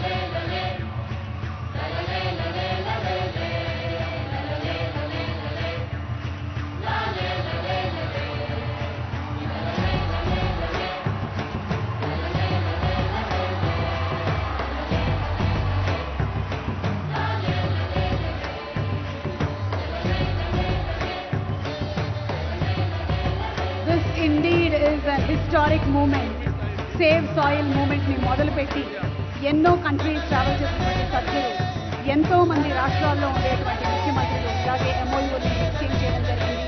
And ఈ రోజు మన తెలంగాణలో ఉండేటువంటి వాళ్ళందరికీ గర్వకారణం ఏంటి అంటే తెలంగాణ ప్రభుత్వం కూడా MOUని సేవ్ మూమెంట్తో ఎక్స్చేంజ్ చేయడం. నిరంజన్ రెడ్డి గారిని ఒక్క నిమిషం వేదిక మీద ఉండవలసిందిగా రిక్వెస్ట్ చేస్తూ inviting on stage minister Srinivas Goud గారిని వేదిక మీదకి రావాల్సిందిగా రిక్వెస్ట్ చేస్తున్నాము. Srinivas Goud garu, minister for transition and excise, sports and youth services to please come on stage. ఈరోజు ఈ కార్యక్రమానికి వచ్చేసినటువంటి శ్రీనివాస్ గౌడ్ గారికి కూడా మా సాదర స్వాగతం పలుకుతున్నాము.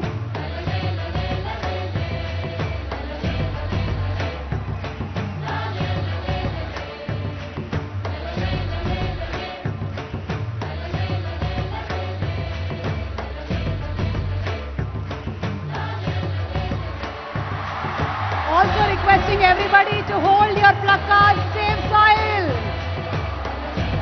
మీరు చేయగలిగింది మీ social media pages, Twitter, Insta, FB ఎక్కడైనా సరే ఈ మెసేజ్ని మీరు షేర్ చేయండి. మీ కంపెనీస్లో కూడా మీరు ఈ మెసేజెస్ని షేర్ చేయండి. Address the cause and be earth buddy. Let's join hands together for Save Soil. మట్టిని రక్షించండి, అది మనల్ని రక్షిస్తుంది. మట్టి లేకపోతే మనం లేము. Thank you so much Niranjan Reddy garu, thank you so much Srinivas Goud garu, అలాగే వచ్చినటువంటి తదితర డిగ్నిటరీస్ అందరికీ కూడా థ్యాంక్ యూ చెప్తూ, the conscious planet, the Save Soil movement is an effort to save our planet's soil from extinction. As occupants of a shared planet, are we going to be regretful or a responsible generation? What are we going to be? A wonderful, responsible generation, aren't we? So here's presenting to you a video that explains the science behind the Save Soil movement. Please orient yourself towards the screens, please. And here we have the video that explains the science behind the Save Soil movement. We are talking about climate change, carbon emissions, and global warming and various other aspects. But we are not addressing soil. Soil is the habitat upon which zillions of lives thrive. Once there is no richness in soil, then you have forsaken the planet in many ways. Every responsible scientist in the world and the UN agencies are clearly saying we have only 80 to 100 harvests left. That means approximately 45 to 50 years of agricultural soil left on the planet. By 2045, we will be producing 40% less food than what we are producing right now, and our populations will be 9.3 billion people. The food shortages that could manifest in the next 25 years, the consequences of that is unimaginable. Civil wars will unfold across the world once there is food shortage. What we are facing now is soil extinction. Why is soil becoming extinct? Where is it going away? What is happening to our soil? We must understand, if you add organic content to sand, sand will turn into soil. If you remove all organic content from the soil, soil will become sand. In normal agricultural soil, the minimum organic content should be between 3 to 6%. The most minimum is 3%. At least this minimum to keep the soil alive, to keep the soil as living soil is a must. Agricultural soils across the world, the depletion is so heavy. In most countries, more than 50% of the topsoil is already gone in the last 100 years. The nutrient levels have dropped significantly. The level of micronutrients you would get from your food in early 20th century to what you are getting from the same food now has dropped 90%. If you ate one orange in 1920s, what you got from it? Now, in 2020, if you have to get the same, you will have to eat 8 oranges. This is what we have done to our food. Soil is the biggest ecosystem on the planet, and so few people know anything about it. 1 teaspoon of healthy soil probably contains more microbes than there are people on Earth. The microbial life in the first 12 to 15 inches of topsoil is the basis of our existence. It is this magic beneath our feet which has produced the life that we are. This first 12 to 15 inches of soil is the basis of life for 87% of life on this planet, including you and me. We have to begin to recognize that what we call our soil, Mother Earth, is a living organism. Open soils, ripped open by plowing, open to sunlight, is the basis of destruction of microbial life. So the focus should be on agriculture, the focus should be on seeing that land is under shade as much as possible, some kind of shade, grasses, herbs, bushes, trees. So it's extremely important that soil regeneration is enshrined in the policy of every government on the planet. We must change the narrative on the planet that soil is a wealth, a legacy we have received from previous generations, and we have to pass it on as living soil for future generations. We are in a cusp of time. If you do the right things now, in the next 15 to 25 years, we can significantly turn this situation around and regenerate the soil. But if we allow this to progress like this for another 30 to 40 years, after 40 years if we attempt this, then it could take 150 to 200 years, because that much loss of biodiversity would have happened. From 21st of March for 100 days, the whole world, every human being on the planet should talk soil. We must hear the word soil, save soil everywhere, to see that the narrative on the planet changes towards the most vital aspect of our life, the soil. Each one of you should reach as many people as you can to make this happen. As a part of this, to activate support from the citizenry to assure the governments long-term investments will be appreciated. I'm 65 and I'm riding 30,000 kilometers, a lone motorcycle journey, 30,000 kilometers across 24 nations.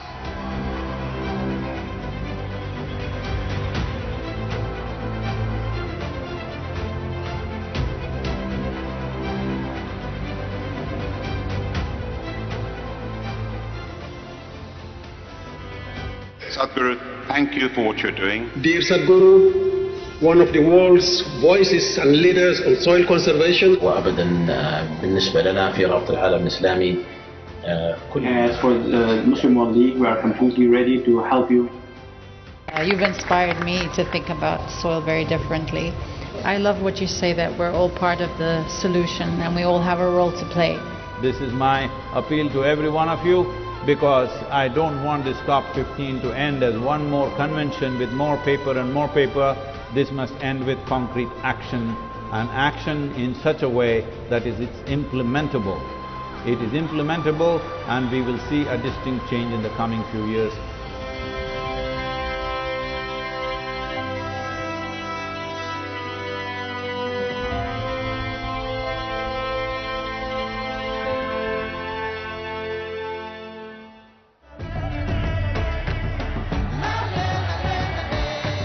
This is a perfect confluence of how we see things and the importance of the soil. Save the soil. Our soil needs nourishment. Save soil. Let us make it happen.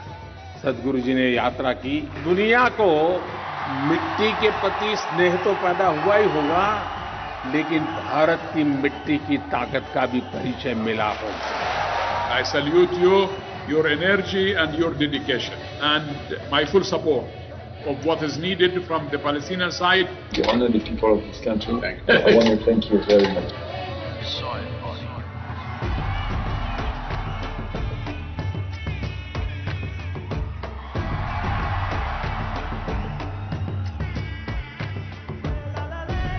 And the movement that you have taken up, I could not expect any more God's blessing than that. Sadhguru, and this campaign is so important. We're going to save the soil. Do your part. Let's save soil and create a conscious planet. Save soil. Save our soil. Save soil. Sadhguru, save soil, my friend. Save soil, let's make it happen. Antigua and Barbuda is part of the Save Soil mission. We commend you for what you're doing. That is why we are happy to sign the MOU. The science and philosophy that backs the thought behind the movement is tremendous. We welcome you in Hyderabad, and please show us the right direction towards policy. Save soil, let's make it happen. It is time to save the soil. Save soil, let's make it happen. We know what we must do, so let's make it happen. Let's make it happen. Let's make it happen. Let's make this happen. Let us make it happen.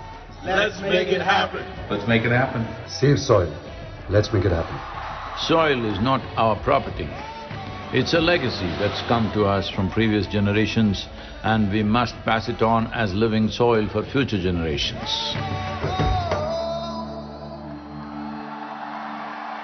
So, let's take the action now. Repu kadu, ellundi kadu, ee roje. Let's take the action and let's save soil. As we are entering into the conversation with Sadhguru and Samantha, an announcement for all of you all. We have live translation in Telugu that's available for the event today. Please tune your mobile phone radios into 88 frequency for Telugu, or you can visit the website. For any translation support, visit the translation help desk. We would also like to thank our sponsors, our national sponsor PVR along with our other partners, Cine Media partner UFO Movies, Superflow and Colroot Group, local sponsors Kofax, Patel Groups and Laurus Labs. Thank you so much for being associated with Save Soil. And I'm delighted to announce in conversation event, yes, Samantha Ruth Prabhu with Sadhguru.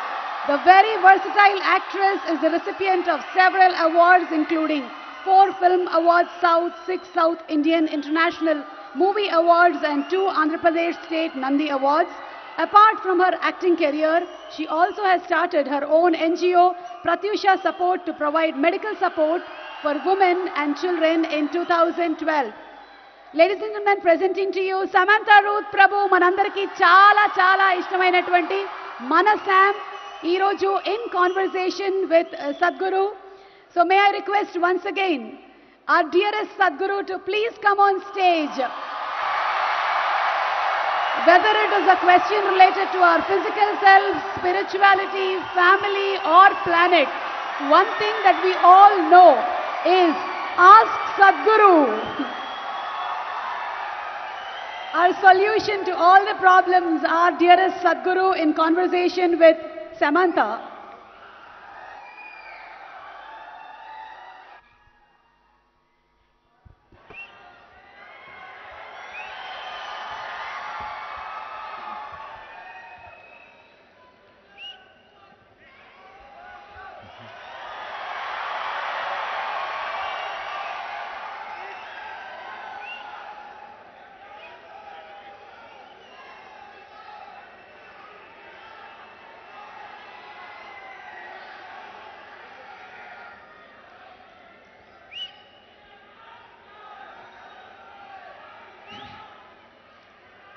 Kalo na janati tava jananam,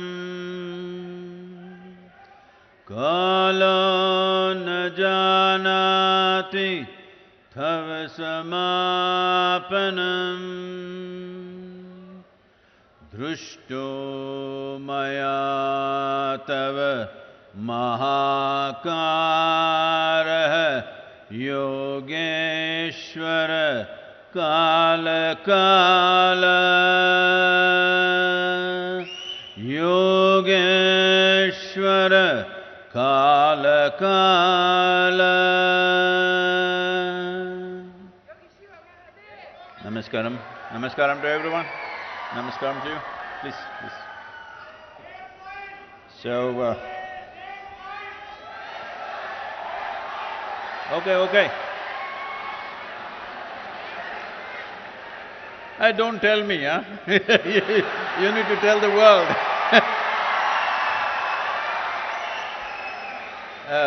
Samantha couldn't come on time because as she was coming, somebody informed her, I'm wearing an yellow kurta, so she had to go back, change and come.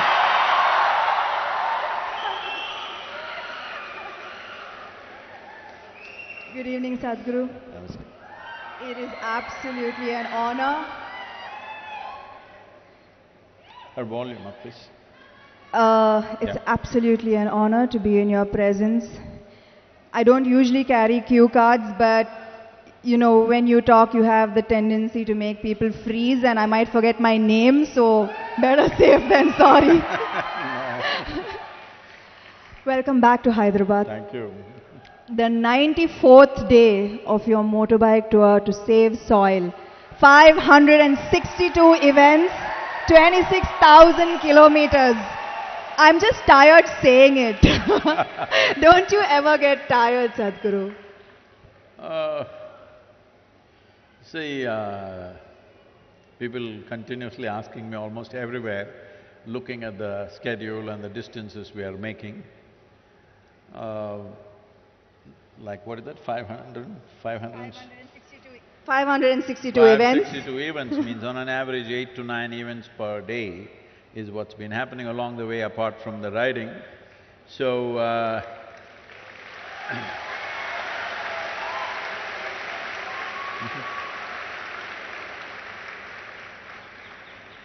so continuously, almost in every nation, this is a question, how do you manage this? I must tell you, I was riding towards Bucharest and I was to reach there at 7 o'clock, and 7 o'clock there was a television interview. But weather got very bad and the road What is that? Can't hear?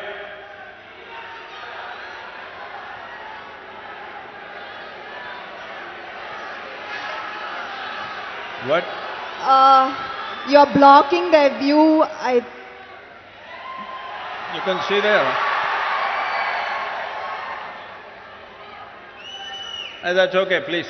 Now they can't change that, please. You look at the screen.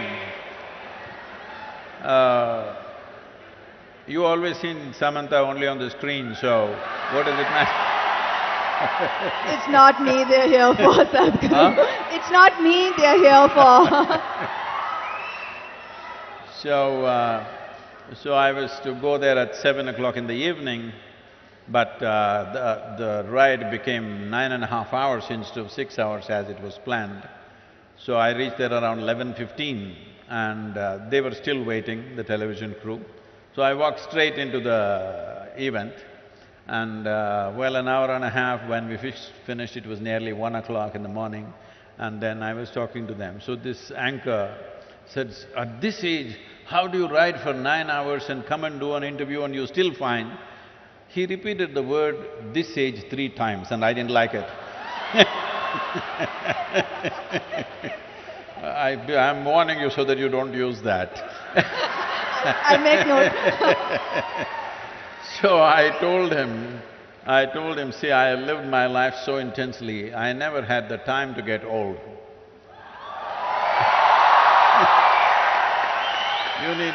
You need lot of time to get old. Where is the time to get old?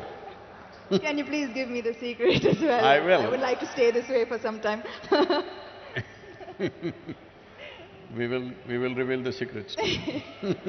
So I see your amazing bike, and some would say a bike tour, an unusual way to create awareness. Why a bike tour, Sadhguru? Why a motorcycle?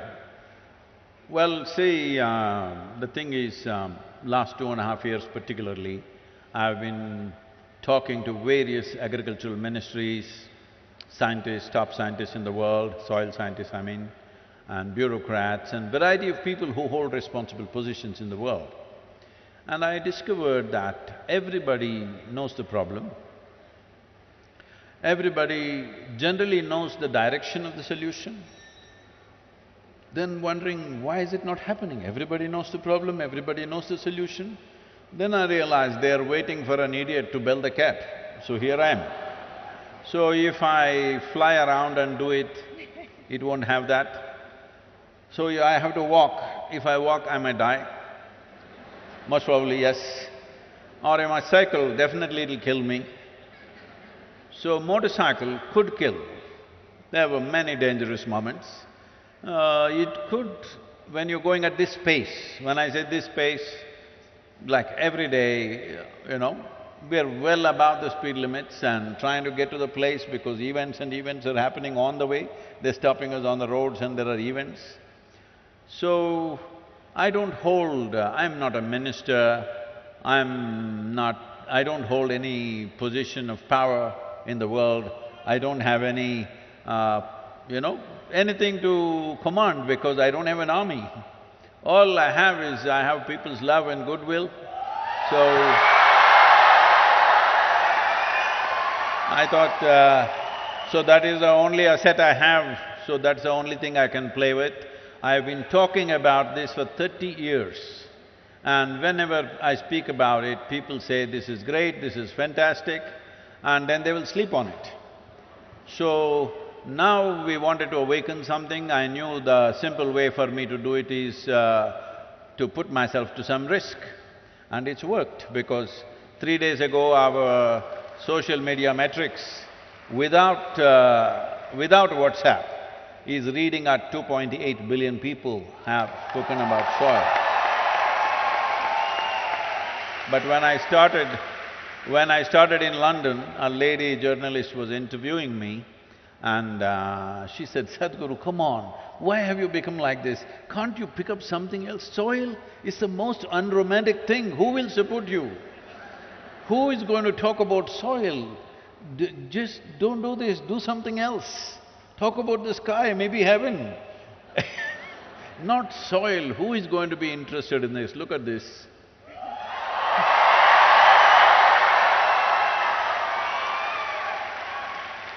There is this constant question about river water being wasted to the ocean, Satguru. So, is there a way that we can save it?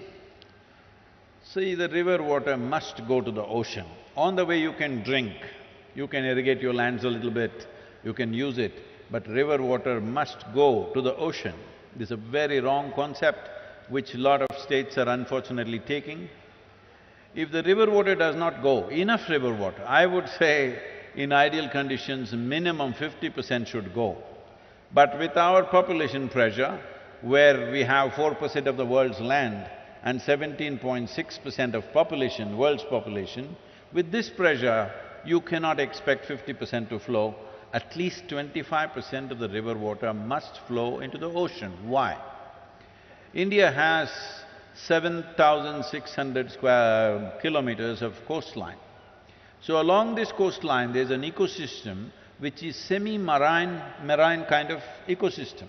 It's a completely different ecosystem than the marine ecosystem and also different from the river water itself, because it's a meeting and mingling of these two different types of waters. If this buffer goes away, then marine ingress will happen. Marine water will start percolating into the soil and coming in. You know from Tamil Nadu, 80 kilometers inside, marine water has come right now in Tuticorin region. Just 15 years ago, it was all sweet water. Today, all the wells are salt water. People have vacated the whole villages. You will see ghost villages, completely empty villages, all locked homes, and they've left because there is no sweet water anywhere. Up to 100 kilometers it can come. If all the rivers, if you use it up inside for human, whatever you want to call it, human reproduction, I would say if you use it up like this, then up to 100 kilometers marine ingress can happen. 7,600 kilometers coastline, 100 kilometers means you would have lost 1/3 of the nation. This is about the same size of land that you partitioned with Pakistan and Bangladesh at one time in 1948. That's how much land you will lose once again if rivers don't flow into the ocean.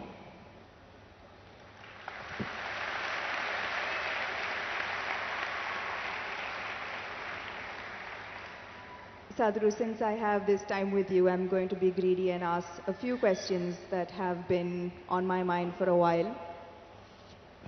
Personally, I love to visit places of worship. I believe in a higher power, in good energy, in karma. But there is a counter viewpoint that religion divides us. What is the purpose of religion in our lives today, and how would you answer an atheist who says that the world would be a better place without the divisive policies of religion? I very much agree with that. Because of the way we are propagating it today. See, most religions that you know today, in its infancy, started as spiritual processes, as a quest for human being to know something beyond just eating, reproducing, sleeping, beyond that, because there's a longing. It's not taught to you, there's a natural longing within you. See, if you're struggling for food, food will be the only thing. If you're struggling to have a shelter, that'll be the only thing. Suppose everything you want is just provided today, then suddenly you wonder, why am I here? What is it? So there is a longing to know. A human being cannot simply say, I don't want to know anything, I will just eat well and live well. It doesn't work, because your intelligence is evolved into a certain place where Without asking a question, you cannot exist. So when I say without asking a question means a quest. Question is just a tool to dig deeper into something, whatever you wish to know. But right now, all religions started with this question, but today most religions have come to this place, you cannot ask a question. If you ask a question, you're dead.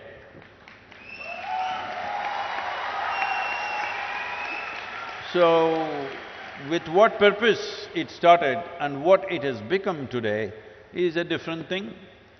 So, we need to make a distinction between religion, religious process and spiritual process. It has become necessary today to do this, because today religion means belief. You believe this and this, then you belong to this religion. If you believe that, you become that religion. So when you say, I believe something, it's like this. How many of you here believe you have two hands? All of you just raise one hand. If you believe you have two hands, do you believe you have two hands or you know that you have two hands? You know. If somebody starts an argument with you to prove that you have no hands, if their argument becomes too overwhelming, one slap in the face. He knows you got hands. This happens in the movies, huh? But in God you believe. Why? Because you're still not even straight enough to admit what you do not know as I do not know. This much sincerity should enter human heart and intelligence. What I know, I know.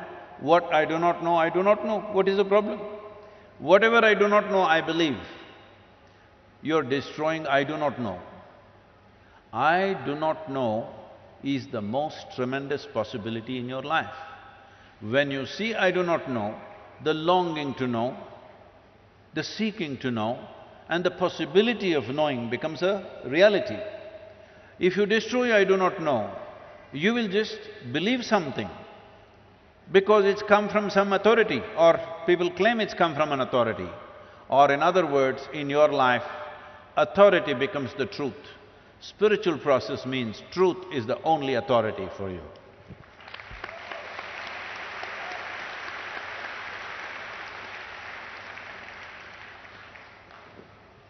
Another question that has been on my mind lately is how much of one's life is a result of their past karma? Are the injustices and unfairnesses that one faces in one's life a result of their past karma? If so, do you accept these injustices and find solace in the fact that, okay, the karma is being cleared, even though it might seem detrimental to our lives in so many ways? Samantha, you're old enough for this. I'm not saying you're old, I said you're old enough. Do you still expect the world to be fair to you? That's why I'm asking this question. Can I blame it on my past karma is what I'm asking. I want the world to be fair to me is a schoolgirl question. By now you should know the world is not fair. It will not be fair to you. But if you dig deep into yourself and have a taste of life, not a taste of your thought and emotion, the taste of life that you are, then you will see life is not just fair, it's just fantastic.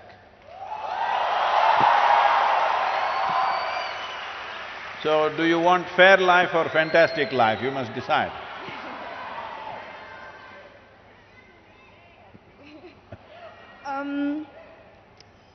I've noticed this, that beyond the material ego, there is now suddenly a widespread… Who's this ego guy, your friend? It's all around me. And in my industry, the heights of it. So beyond the material ego, I've noticed there's now widespread spiritual ego. I've come across a lot of people who are now on a spiritual path not you, Sadhguru, who consider themselves superior to people who are not on a spiritual path. How would you advise such people to ensure that they don't fall a prey to this new spiritual ego? First we'll address this ego guy, okay? If you show me where it is, I'll fix it right now. I wish I knew where it was, it just keeps coming suddenly. No, you don't know where it is. The thing is just this, see at certain moments, as a person, as a woman, you are a beautiful person, wonderful person, I mean. I'm sorry, I didn't say only at certain times you're beautiful, you're always beautiful, but certain times you're wonderful, all right? Certain moments maybe you're nasty, possible. So whenever you're nasty, you say, it's my ego. Why don't you say, it's me, I'm sometimes wonderful, sometimes nasty. If you see this, naturally nastiness will go down. But if you say, whenever you're nasty, Mr. Ego does this, and you don't know where he is, you don't know his address or ID, nor do you know his phone number, so how do you fix this guy? So everybody has this going in their life, because this is spiritual jargon without being spiritual. Over the in India, because we have, 15, 20,000 years of spiritual history, so we know all the words. We know what Atma, Paramatma, this one, that one, Ahankara, everything we know, words only. Words only, noted. So we can just throw words like this and confuse the Western population quite a bit. Because if you come here, they'll say Mukti, Shakti, this one, that one, all kinds of things. They'll think… I know a lot of people who've gone and set up spiritual centers in the West, particularly in America, because they just know one chant, just one chant. Okay, Asatoma Sadgamaya, with this they run the whole thing. So unfortunately, spirituality, in some ways it's come there. It's come there because there is need in the society, there is not enough source. Because of that, people are manufacturing this here and there. I must tell you this. Is it okay if I take a few minutes? This happened, a few years ago, 16 years ago. And I was in United States, and then somebody in the office, our office, told me, Sadhguru, did you know every day 100,000 people are typing out the word spiritual? I said, is that so? Type it out and see what comes out. Are we even there in the picture? They typed out spirituality. First thing that comes up is a spa in Mexico. You've been there.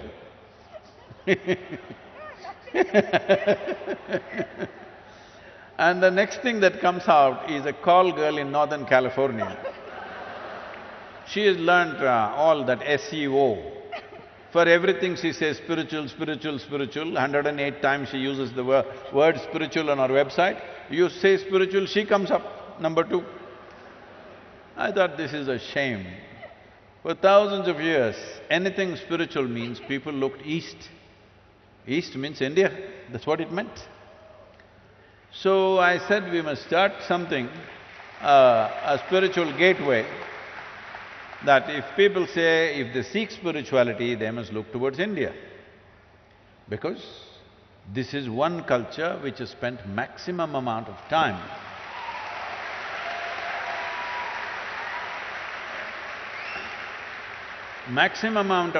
exploring human consciousness and the mechanics of what a human being is, how this functions on the surface and its very core. How does this function? What can we do about it? This has been explored.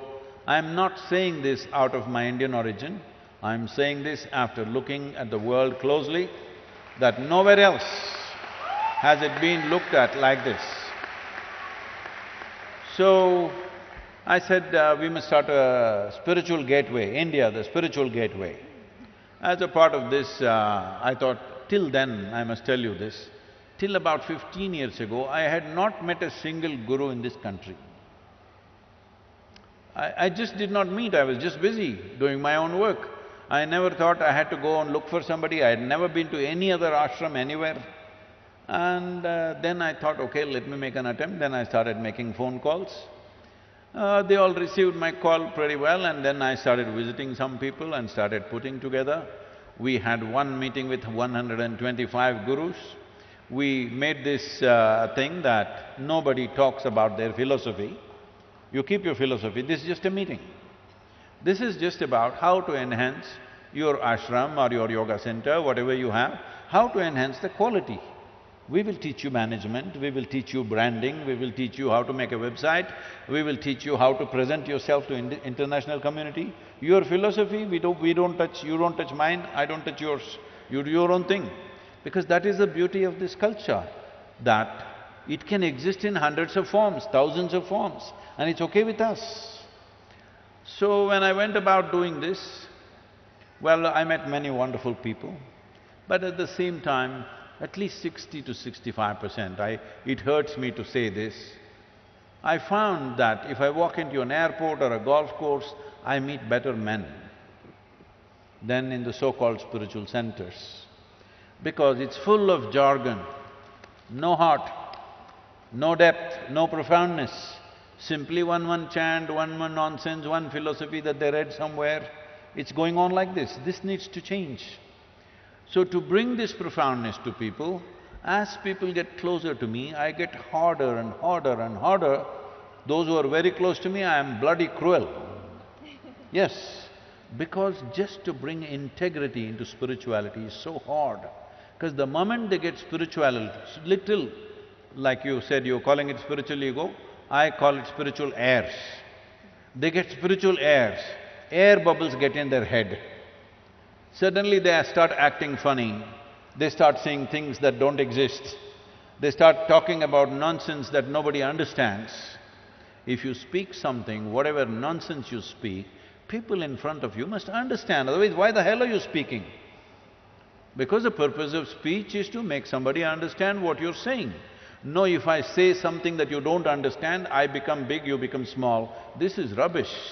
This is going on for too long. So everybody quotes a book, it all looks like, we are right now talking about earth buddies. We are creating an earthworm image, we are trying to create an NFT. With over 40,000 images we have created, we will release it shortly. We'll gift you one earthworm, okay? Now, these are all bookworms who fell out of a book. These bookworms were important when there was low literacy in the societies. Only one man in the village could read the book, suddenly he was very valuable. Now everybody can read, what is the point you reading a book to me? If you have something to say other than the book, you tell me. If you're going to read a book, what is the point? When I was in graduation, when I was in the university, I made an agreement with the teachers, I will not come and bother you with my questions. Just give me attendance. I will stay out. Because if you go there, from the first moment you go there, first attendance, that's the only interesting thing. And after that, they're just reading some notes and everybody's writing down. Those days, fountain pens, kara kara kara kara, it makes noise. I don't like it. As I say, if everything is in that book, give it to us, we'll photocopy it and give it back to you. I don't have to come, you don't have to come. I have many interesting things to do in the town. I don't know about you, but I have many interesting things to do in the town. I don't have to sit here and write down, I can photocopy this. So they didn't want me, so I said, give me attendance. Only once a month I went there to check my attendance, whether they were keeping the deal. I sat in the garden outside, okay? Why I am saying this is, when you are also literate, why should somebody read the damn book to you? You read. If they have something to say which no book can say, of course, then you must listen. So, this whole spirituality as a thing, unfortunately has fallen on bad times, but slowly it is rising because people's longing is increasing. I must tell you this, 40 years ago when I first started the programs, in our engineering programs, in various different forms, 85% of the people used to come to the programs only for health problems. Only 12–15% came to know something. Today, over 90% of the people come because they want to know something, experience something. Only 8 to 10%.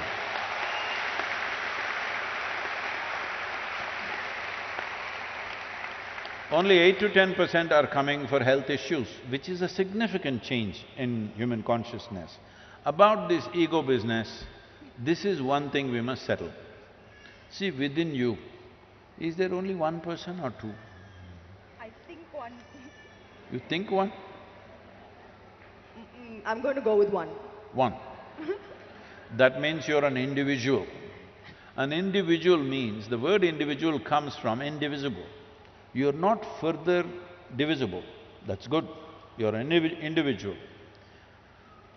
If you are two, then you're either schizophrenic or possessed, psychiatrist or exorcist. Either a psychiatrist or an exorcist has to come.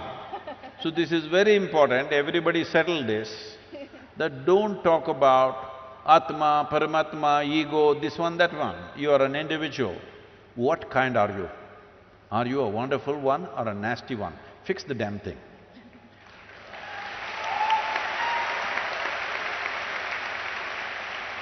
So you're saying, Sadhguru, don't give excuses that, this is me and this is my ego and we are two different… No. You are one and take responsibility Yes. for it. If you do that, definitely you will eliminate the nastiness to whatever extent possible. Thank you, Satguru. My last question is, there is a criticism that New Age spirituality is for the wealthy and privileged. How would you advise an underprivileged householder who has neither the money nor the time to embark on a spiritual journey, although they are seeking for it? Why is he holding on to a house? You said householder. Yes. Yes. Why are they holding on to a house? You should live in a house, you should not hold on to it. Right now that's their problem. They are holding on to a house.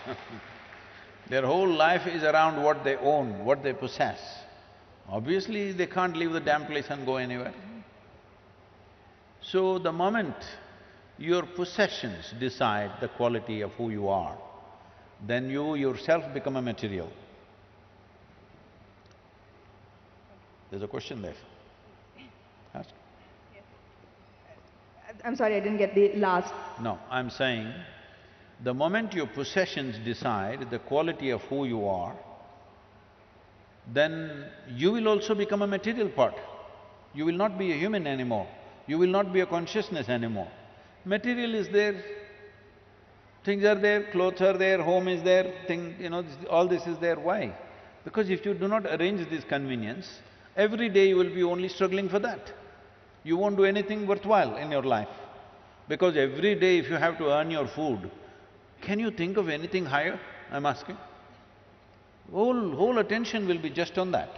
The idea of making arrangements for ourselves as it's convenient for us is so that our intelligence, our creativity, our possibilities find expression in life. Every day if you have to worry about where is my food today, then you can't do anything worthwhile. So do not misunderstand possessions as a way of enhancing your life. It is a way of making your life convenient so that you can focus on what you want to do. If you have to earn your dinner from now to dinner time, what can you do? What worthwhile things can you do? You will only have to go foraging for food, isn't it? So, arrangements are there in everybody's life. How much arrangement is needed? As much as is needed for your kind of life, so that arrangements never become an impediment. For most people, it's an impediment because if somebody is a householder, he'll be holding the house and sitting right there. That's what most people are doing. That is what most people are doing. I'm talking about 80, 90-year-olds. They say, I want to come to the ashram, Sadhguru, but… What is but? But is nobody to take care of the house. Leave the goddamn house and come, you're 85 years of age.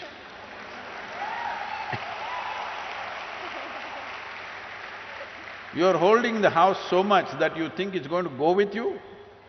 There's no container service, definitely nobody transports homes. So, these householders, they must change their thing, they must live in the house. What kind of house? Whatever is convenient for them. When I say convenience, somebody wants to build a house for 10 crores. They're capable of making that money and building that house. If they can do it effortlessly, let them do it. For somebody else, 10 lakh rupee house itself is a burden. You know, there used to be movies maybe before you came, at least in Kannada I know, there are movies about, oh, build a house and see, get somebody, your daughter married and see, these are the most difficult things to do in life. Arey, daughter will get married, leave her alone, huh? If you just leave her alone, she'll get married without any expense.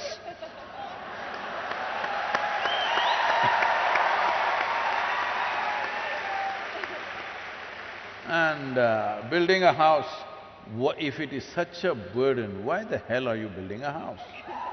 You know?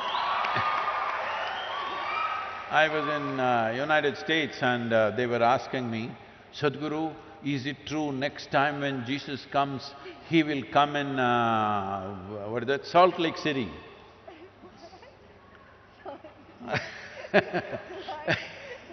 You know Salt Lake City, you don't know?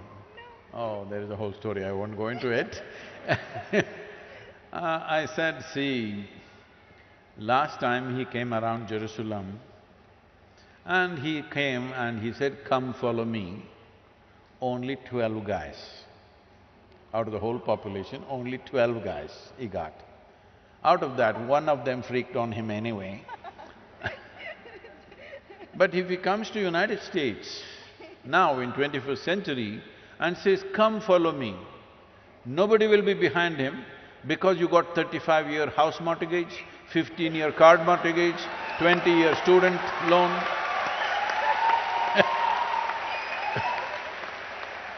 Where will you go? At that time, somebody said, Master, my father is dead, can I bury him and come? That man says, leave the dead to the dead.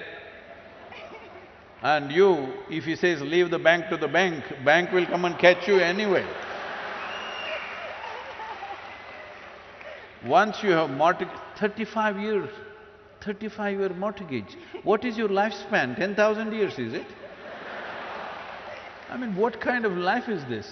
In 35 years, if something spectacular happened here, you can't change the direction of your life, what kind of life are you building for yourself? Hello? Life should be light and agile. You're going this way because this is all you know right now. If something really spectacular shines here, you must be able to go there. Otherwise, what kind of life is this? So only then, only when you have that freedom, spiritual process will thrive in a given society. So right now when you say, well, instead of householders, let me go to those people who are living in huts, who are struggling for daily food. It will be obscene for me to go to that man or woman who is struggling for daily bread to go and tell, come, let's meditate. I will never do such an obscene act. I will talk about how to get better bread, how to get it, what to do. Because when a human being is hungry, you talking to him of mukti is the worst possible thing you can do. So, this is important that we understand. This is important that we understand that if finer aspects of life has to come alive in a society, basic survival should be taken care of for everybody. Only then it's possible. When large number of people are struggling for survival, finer things won't come. Forget about spirituality. Even art, music, fine things won't happen, isn't it? Where is the time to appreciate art? Where is the time to look at finer things? Where is the time to look at a sunrise or a sunset when you're struggling for your food on a daily basis? So it's extremely important. Basic economic well-being has to happen if spirituality has to thrive. And the reason why… you can save that for the end, okay? I'll give you 10 minutes to go on clapping, okay? The reason why spiritual process thrived the way it thrived in this land is because we had a spell, a golden period of 8 to 10,000 years of well-being. That is when spirituality thrived, because everybody ate well. After that, what? Because if you had come here as any other creature on this planet, stomach full, life settled. But once you come as a human being, stomach empty, only one problem, stomach full, 100 problems. You got 100? Hey, 99 now. So, this is the nature of a human being, that only after survival is taken care of, what it means to be human becomes relevant to you. When your survival is in question, you're just another creature, like every other creature. Only when survival is taken care of, what are the other aspects of being human? Beyond eating, sleeping, reproduction and dying one day, what else can I do with myself? This comes up only when there is some assurance of survival. This is why I am constantly in economic forums and economic conferences, because economically, if there is no well-being in a society, who the hell will meditate?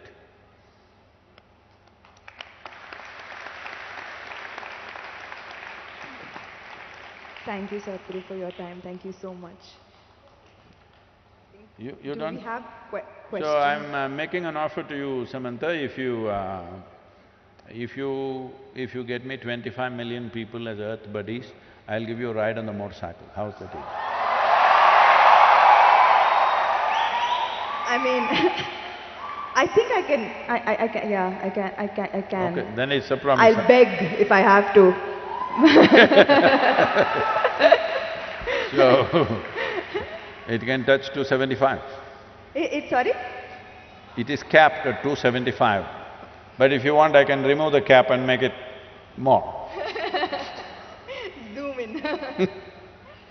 I think do we have time for a few questions from the audience? Yes.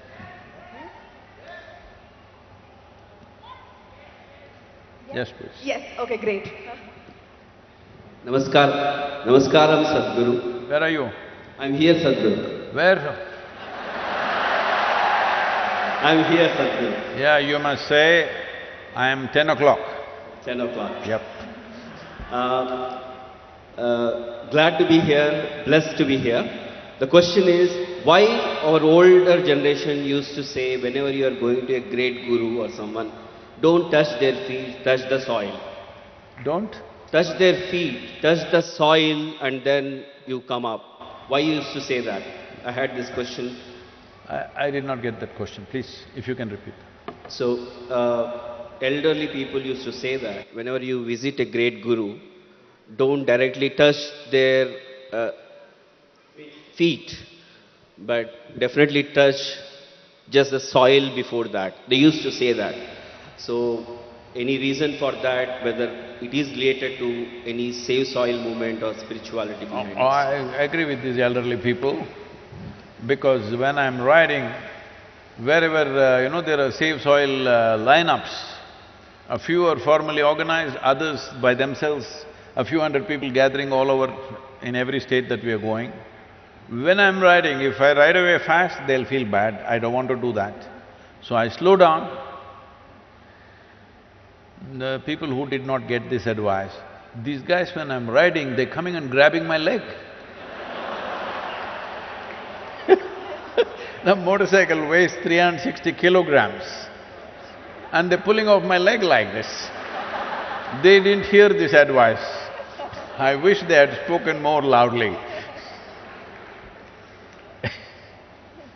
So,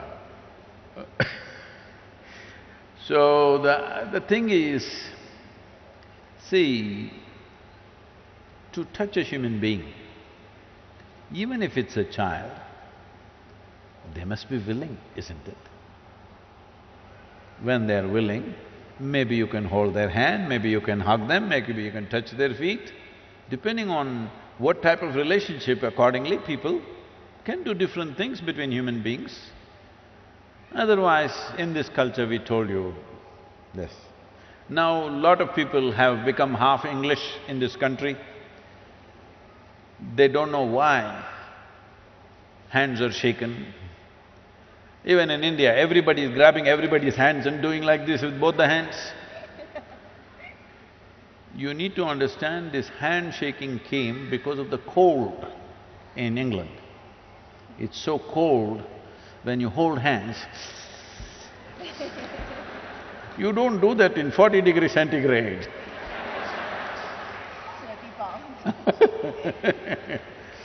And on top of it, many of them are wearing jackets in 40 degrees centigrade. I was at a corporate meeting, a few years ago in Mumbai. It was a board meeting, they invited me because they wanted some advice on something. And everybody was in jackets and ties. Outside temperature was around 36, 37. I said, see, if I had put my money in your company and I saw you guys wearing jackets and ties in 37 degrees, I would take away my money immediately, because you guys don't know what you're doing. Isn't it? You're supposed to manage everybody's money. You must feel the weather, hello? You must always be sensing for every sign that is there around you, economic signs maybe, business signs, but if you don't even notice the weather, you wear jacket. No, Satguru, it is a requirement. Who made the requirement? Who told you it's a requirement? No, it's it is expected. I said, who the hell is expecting, huh? Why are you wearing a tie in India when the temperatures are the way they are? All this is done to prevent cold affecting your throat. You in summer, you're wearing ties and walking around. This is slavery at the core of Indian mind. This needs to go. I was in our tribal school. The government is running a small one-room school in the tribal village.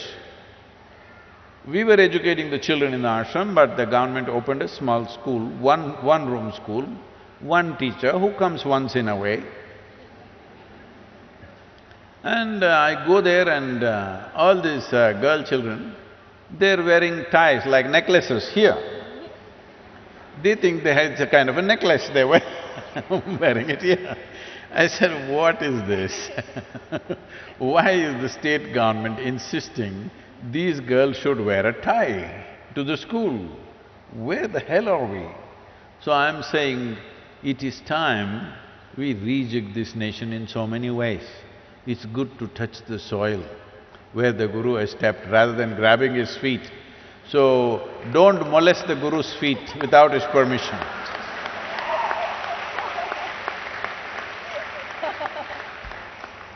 It's molestation, hello?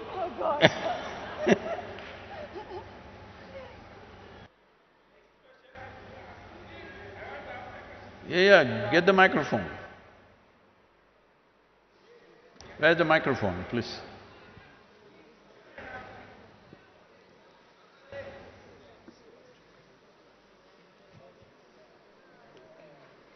Hello Sadhguru, my name is Seattle. I have this question that I don't have any followers. How do I make them so that I can ride on your motorcycle?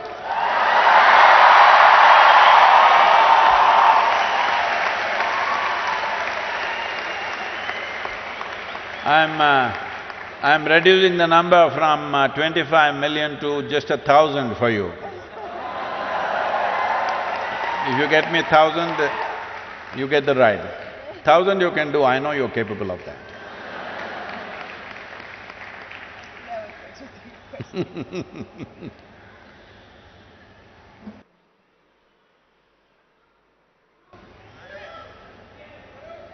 Somebody is torturing the child, please take care of the child, please.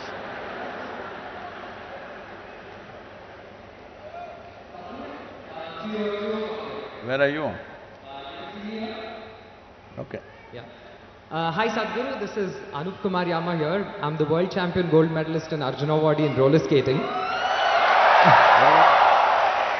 What did he say? I'm sorry, I'm not able to get it. Yeah, Sadhguru, I'm the world champion in roller skating and an Arjuna Awardee. So my question is, you have another 4,000 kilometers to go. Will you actually skate because it is less risky and more good of an exercise for you? Thank you, sir. No. I promise you'll have no broken bones though.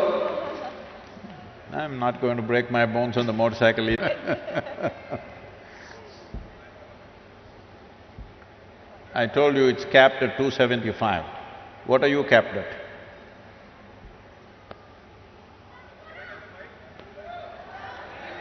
Please spread the microphone around, don't keep it in one place.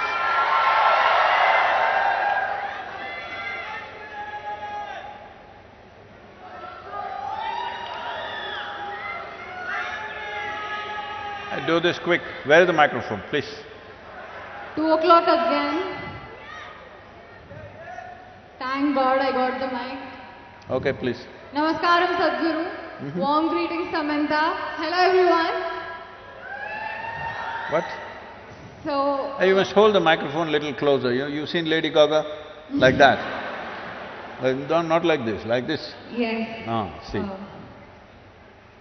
Sadhguru, my question is, why is there a difference in the receptivity level when spiritual seekers or when spiritual gurus speak? I hope you got the question. Which is why I brought my cue cards as well. Huh? Which is why I brought my cue cards. See, you should have brought the cue card like Samantha. Okay, let me give you one example. I've been in satsang. When an online satsang happens, I see many spiritual seekers making different kind of sounds, but I don't feel that way. I just feel blissful. Can you answer my question? Thank you, Sadhguru. So they are all freaking, why am I not freaking? That's a question.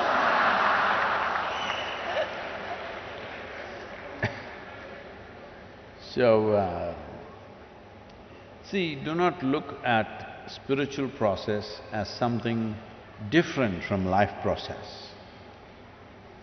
If two people eat the same food, both of them will not get the same level of nourishment. This is a fact. Same food, if two people eat, one person what they get out of it, another person what they get out of it is at a different level. Why is that so? That is the way you have kept yourself. In your life, the way human being is made, human system is a complex system, the most complex on this planet. Somewhere else, if there is somebody else, we don't know. But on this planet, this is the most complex life. The most complex life means, in terms of evolution, you are the flower of evolution. Compared to all the other creatures, this is the flower of evolutionary process. A flower that bloomed after millions of years of, I will say, R&D work. Research and development happened from an amoeba to who you are now. How much work? How many capabilities? How many sensitivities? How much competence? If you were an amoeba, what you could do, and today what you can do, is it even comparable? It's another world altogether. So for this much to happen, so much work has happened. Now once this complexity comes, complexity can tie itself in knots. To keep it open, to Make it into something that will easily go in the breeze. If this was little damp, it wouldn't go. If it is little knotted, it wouldn't go. It has to… if the breeze comes, it must fly. But that is not happening to many lives because they've knotted themselves up. Why do they knot themselves? See, I don't know how old you are. By the time… you don't go till 18 these days. By the time you're 16, 17, you're looking for a bond. When bond ages, it becomes a bondage. Why are you looking for bondages? Because you're afraid of freedom. Freedom is a terrible thing. Anything can happen to you. Hello? Freedom is a terrible thing because anything can happen to you. People come to me and say, Sadhguru, please bless us, nothing should happen to me. Say, hey, what kind of blessing is this? Let everything happen to you, huh? Let everything that can happen in life happen to you. What is it? Nothing should happen to you means you must be dead. Why are you even alive? So essentially, this is a hangover from the past. Right now, human being is in that state. Like if you kept a bird in a cage for many years and one day you took away the door. But the bird just sits there because food comes there, it's safe, it need not do all this nonsense. Lot of work, hello? Flying is lot of work, isn't it? Simply you can sit there and do kiki, pee, pee, pee and eat. That's what most human beings are choosing to do. What is safe? Householders, holding on to the house because it's safe. I'm not against your house. You need a house as a human being, you can't sleep under a tree. You need a house, but you should live in the house, not holding it. In your mind, if you're holding on to it, then you are a caged bird. As I told you, I know people who are 80, 90 years of age, they can't come for 3 days. They want to come desperately, Sadhguru, I want to come and be in your presence. They come, what is the problem? But my house… You are not a householder, house is holding you. So, like this you hold on to many things because you don't know. You are in the middle of nowhere, I want you to grasp this. Right now you're in the stadium, it's okay? Actually, if you look at it, you're on a tiny little mud ball that you call as planet Earth. You don't know where the hell it is floating in this cosmos, where it is going, whether it's going or not, whether it'll be there the next moment or not, you don't know. Do you know? Hello? Does anybody know, I'm asking? No. Does any scientist know? Does somebody else know? Nobody knows. But here we are sitting and fine, out of ignorance, not out of knowledge. Simply we think we are fine, we are forever. Don't worry, everything will be okay, don't worry, be happy, all kinds of stuff. No, the beauty of life is to know all the possibilities and still not to be perturbed or disturbed by that. Not knowing anything and you're okay, that's okay for a child. If you stay that way, we call you a retard. Yes, I know it's a harsh word to use, but that is the case. Because keeping yourself ignorant and thinking you're innocent is a retarded way of existence, isn't it? Hello? Am I saying harsh things to you? I'm like this, I'm horrible only, what to do? Because I'm not here to say sweet things and put you to sleep. I'm here to awaken people.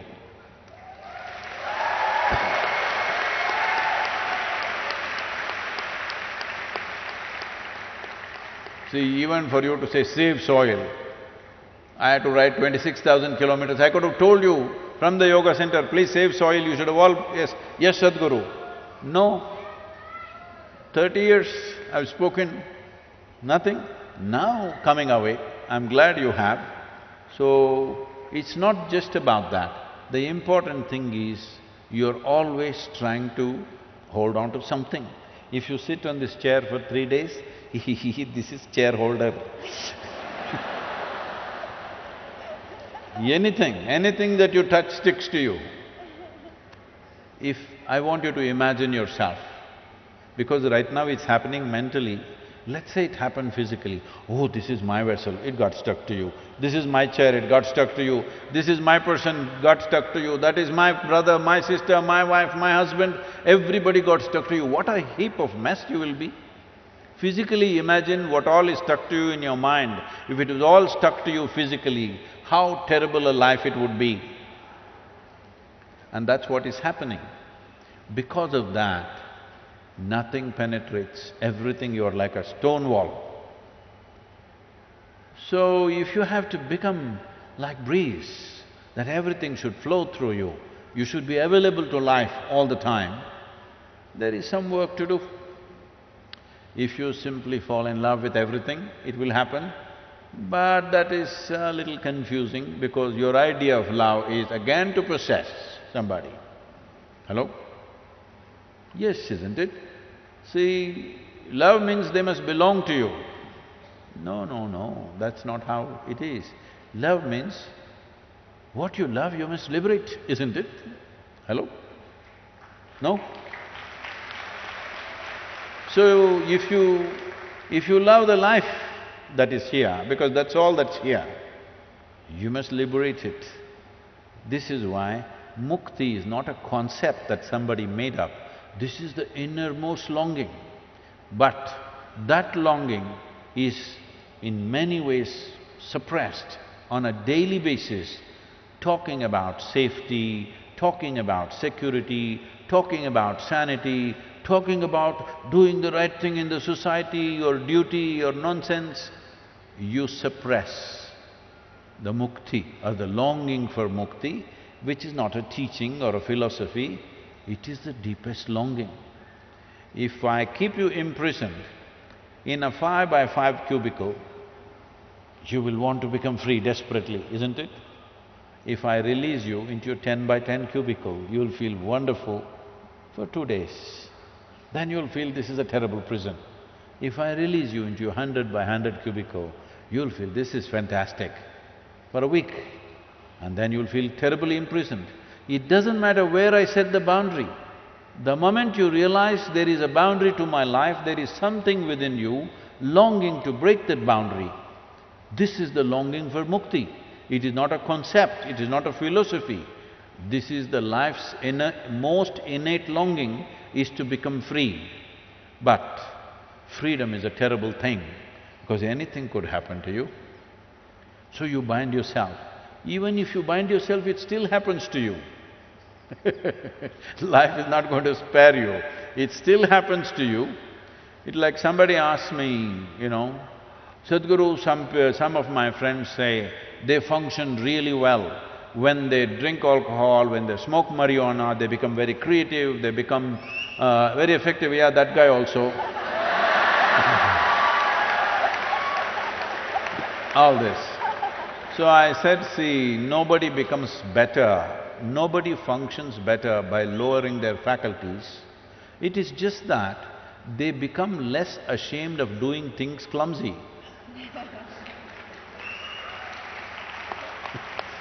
Alcohol takes away shame.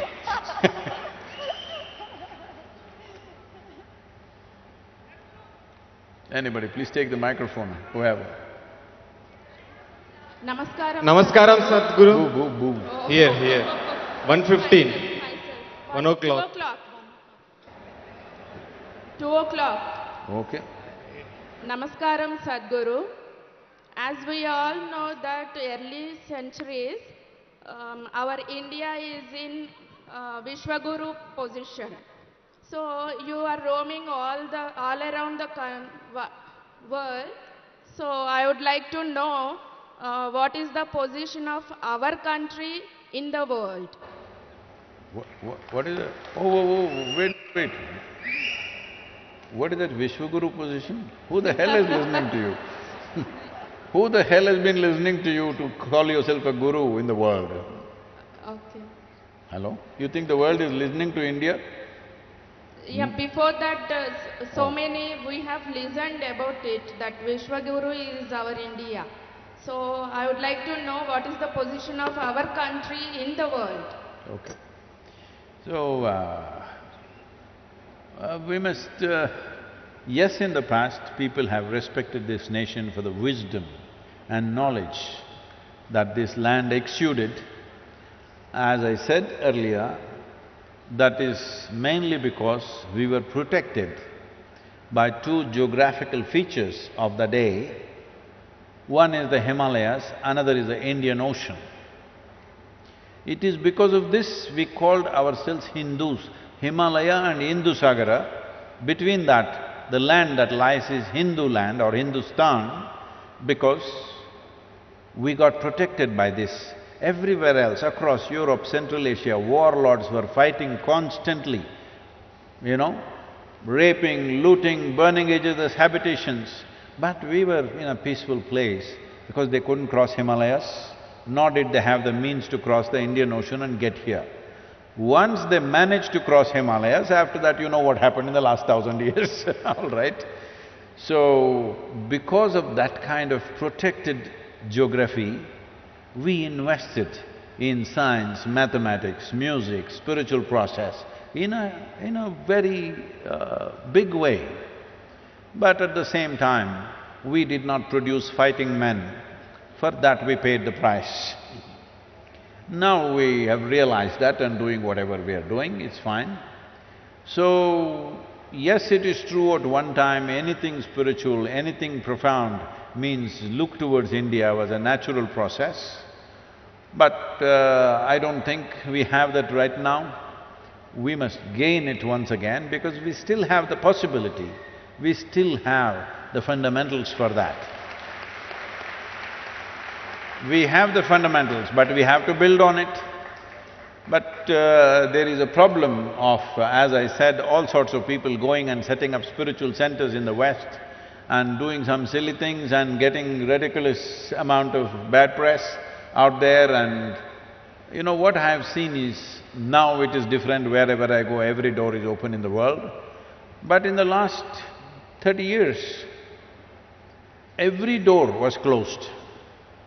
A university, a conference, important events in the world, everything was closed for an Indian guru because people who went ahead of me had made sure that everything is sealed. Really, you had to really work hard and prove your worth, otherwise nobody would open a door for you. Today, everybody wants us, that's different, but unfortunately this has happened. A guru is a four-letter word, it's a bad word. What, you're a guru? They say, oh, Satguru, you don't look like a guru. You don't talk like a guru. How is a guru supposed to talk? Oh, they're supposed to say some inane stupid things that nobody understands. Yes, really, openly, some top influencers in United States telling me this. A guru is supposed to say some inane, miserable things that nobody understands and nobody cares. Only in his community, people who don't know how to read that book, when he reads the book, they're listening to him. So unfortunately this has happened, but in many ways, we are once again putting India back on the spiritual map of the world in a big way.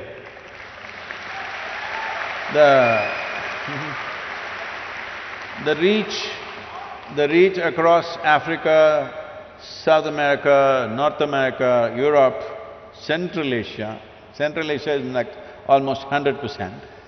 I must tell you this incident. I was in Côte d'Ivoire, or it's called as Ivory Coast. I was in Abidjan, which is the capital. I was there for the COP15. My Saudi Arabian visa was not cleared. So, because I had time there, I went to the agency which was issuing this visa, but they wanted my fingerprints, so I had to go there. So this was in some inside locality, not a proper embassy.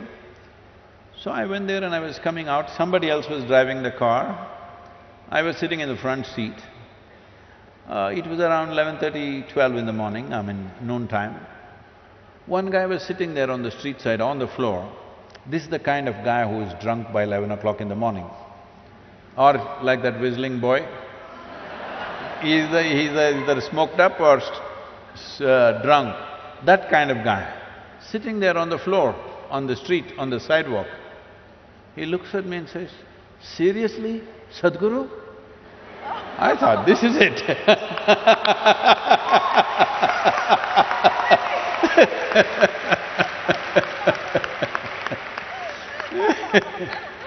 So, we are once again touching the world. We won't disappoint you. I want you to know, the Save Soil movement is under the banner of Conscious Planet, because without conscious human beings, you can't save nothing. Nothing. So, it is about creating conscious planet, means individual human beings have to become conscious. There is no such thing as making the planet conscious. You and me have to become conscious, that's the whole thing. So, this work is going on. In 2020, I don't know what is the numbers for 2021, it's definitely higher. In 2020, our video views touched 2.4 billion. And I am not a beautiful superstar like you. Just like that, talking little sense, because there is that much thirst in the world. There is that much longing in human beings wanting to know something. When that longing is there, we should not disappoint them. And above all, this is the first time in the history of humanity that we can sit here and talk to the entire world. Many great beings have come. When they spoke, hardly 10 people could hear them. This is the first time we can sit here and talk to the entire world. When we have tools and technologies and possibilities like this, if we do not transform the world, it shows that we don't care enough.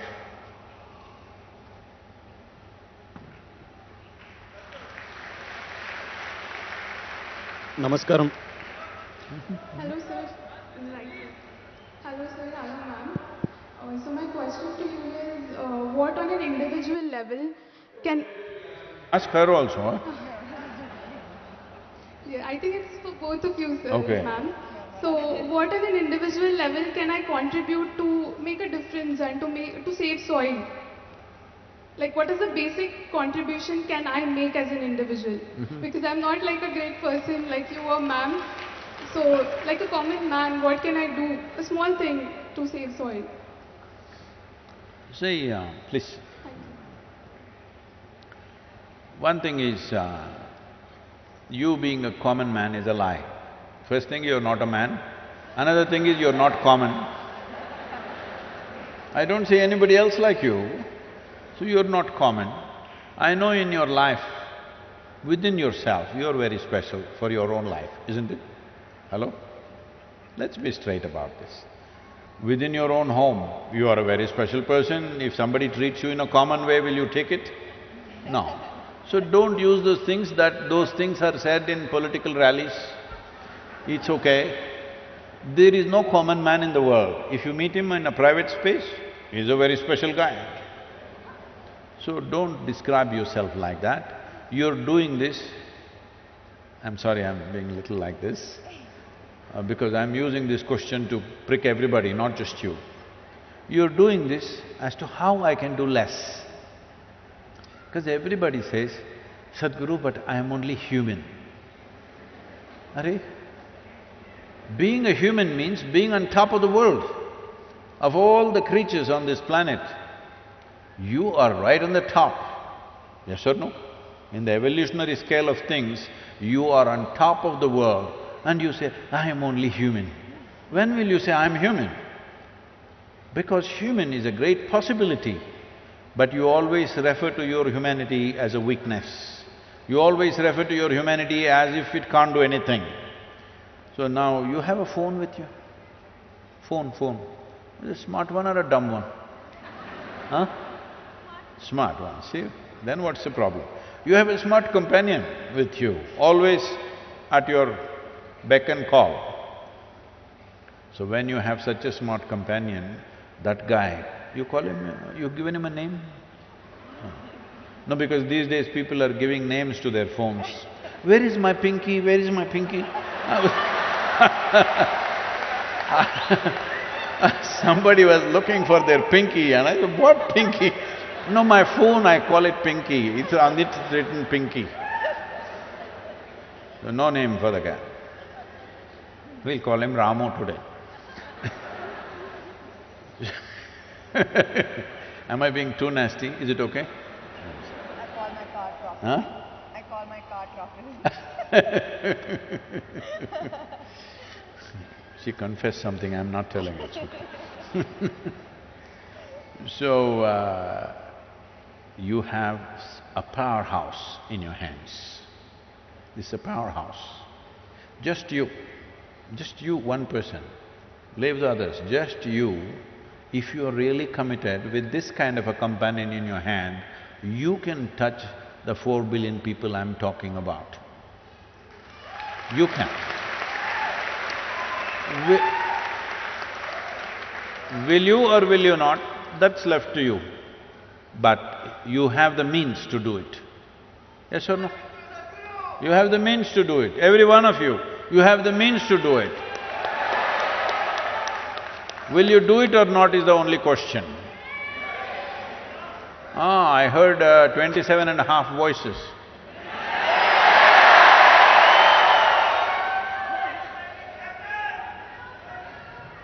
So, once you have this kind of means, if you really want to do something, there is nobody can stop you from doing this. Oh, I don't have a following, what to do? Go do a jig on the street, it'll be good for your health also. Really. You will have to get off those high heels and just do a jig on the street, something funny. Oh, how can I do this, Sadhguru, in Hyderabad? I have a position, this is the whole problem. The thing is, I want you to understand, first I came to Hyderabad in 1983. First my visit to Hyderabad. I had never been to this city. I came in the peak summer. I came on my… It's ironic that once again I'm here on a motorcycle. I came on my SD 250 Road King of the day. So, I always lived in Mysore, Bangalore and largely in the Western Ghats where it's cool, and I came to Hyderabad, the damn place was sweltering in the month of May. Mid-April I came and woof, I couldn't believe it, it was so hot, I'd never been to a place like that. And then because of thirst, I started drinking wherever, whatever, sugarcane juice, all over the place. So, I don't know anybody, this is the first time I'm teaching. I just came here and gave an introduction to auto rickshaw drivers, not auto rickshaw, there were only rickshaws at that time. So I spoke to 7 of them, 2 of them enrolled into the program. I went and spoke in the banks, on the street sides, or here, there. In about 23 or 24 days, I enrolled 300 people. This is the first time I'm teaching, I don't know anybody in the city. And then after about 10, 12 days, people saw the way I was going and somebody said, you can come and stay in our house. So I stayed in their house. They put me in the outside veranda, I stayed there and the mosquitoes were too much, so I went and stepped in the ISKCON temple for about 7 days. I ate the food that they gave me. I didn't have to do these things, I come from a reasonably good family where they would have taken care of me if I want.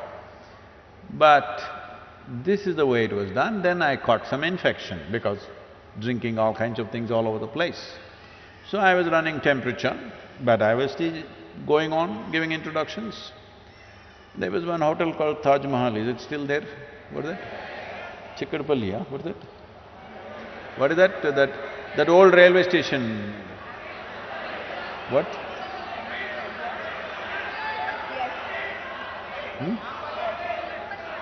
Namak… Yeah, that one. Been a long time. So, they wouldn't give me a hall. They had one stupid-looking hall, but that stupid-looking hall they wouldn't give me. It had all kinds of round lamps hanging I thought this is the most ridiculous place, but I needed a hall, they wouldn't give me. After much coaxing, they gave me the terrace. So, after nearly a month of campaigning, and I'm running temperature for almost 20 days, I've lost almost like 7 kilograms. I never was excess weight. I was… from the age of 19 till today, I'm still the same weight. But 7 kilograms I lost in Hyderabad, you must give it back to me. Sangeeta just sent one meal to me today, I must get back those 7 kilograms. So I came and stood here in Taj Mahal, this thing, like on the terrace. Over 350 people had gathered, and I was sweating profusely, my clothes were dripping with sweat because I'm running such high temperature and weather was also reasonably warm. And I went on. These are all 3-hour sessions at that time. They looked at me and then somebody asked, "We can see you're not well. You're sweating and you're running high temperature, and why are you doing this?" I said, "Because of you guys, because you don't get it. I've spoken to you already, you didn't get it, so I'm speaking to you again." Out of these 350 people, 327 people enrolled for my program, for 14-day program. I'm saying this to you because if you realize that what you're doing is significant, if it's really significant, whatever it takes, you must do it, isn't it? So I'm just asking you, is this cause of soil really significant for you, or is just save soil is an entertainment for you? You must make up your mind. Hello?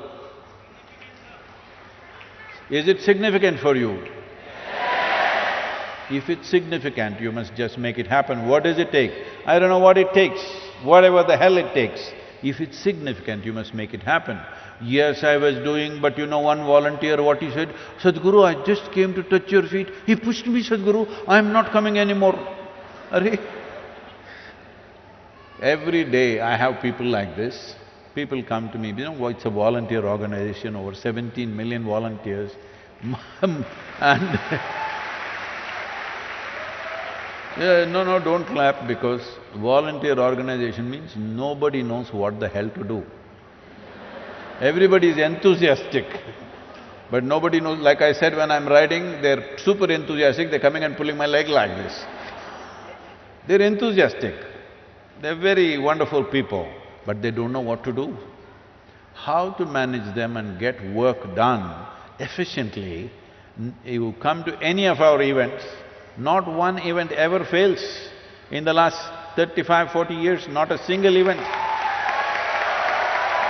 So, they do really wonderful things. This Save Soil movement, I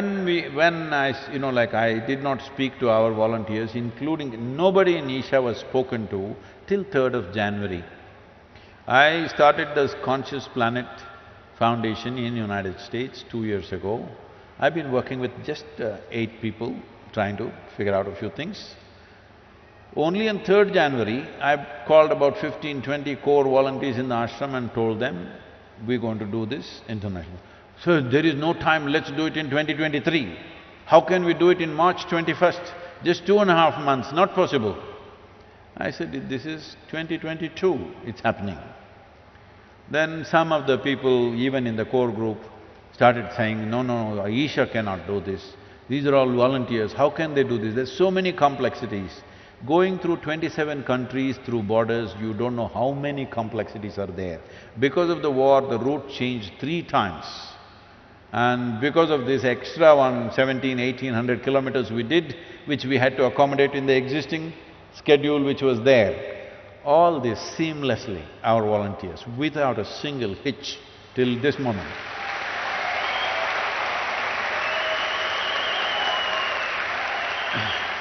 Every event in all these nations booked up 3 to 4 times over. Just halls couldn't take it, that is the only restriction. Otherwise, everywhere there would be 3 times more people. I'm sure even in Hyderabad it would be the same. This is because but at the same time, because they're volunteers and because they are not professionally trained and above all, they're not working for a living, they're not doing this for a living, every day somebody will come up to me and say, Sadhguru, she's so horrible, I can't work with her, that guy is impossible, I can't work with him. So I tell them, see, if what you're doing is really significant, because in this world only such horrible people are there. If you see what I'm doing is very significant, you must learn to work with all these horrible people. And you must learn how to make these horrible people into wonderful people. But if you want to work with perfect people, you must go to heaven and today. Yes. Because if you can't work with the people who are here the way they are, then you must go somewhere else. So this problem of what can I do? The immediate thing is, everywhere this question is there, it's not just you, everywhere this question, what shall I do? Initially what they're asking is, shall I go home and fix my kitchen garden? Very cute of you, but that is not a solution. You're cold? I'm sorry. You need something? No. You need it? Okay. So, for most people who are living in apartments, your kitchen garden may be 2 pots. One may be some kind of a flower thing, another may be 1 tomato hanging there. That's your kitchen garden. You want to go and fix it. Very cute of you, it's a good thing to do, but it's not a solution. Right now, we are talking about the problem of agricultural lands, which accounts for nearly 71% of the world's arable land. When we talk about agricultural land, we're talking about that piece of geography on which daily human hand is tending to it. Men and women are working on it. And that is in the most horrific state. Not even a single nation, not a single nation in the entire world has the minimum 3% organic content, which makes soil soil, not even one nation.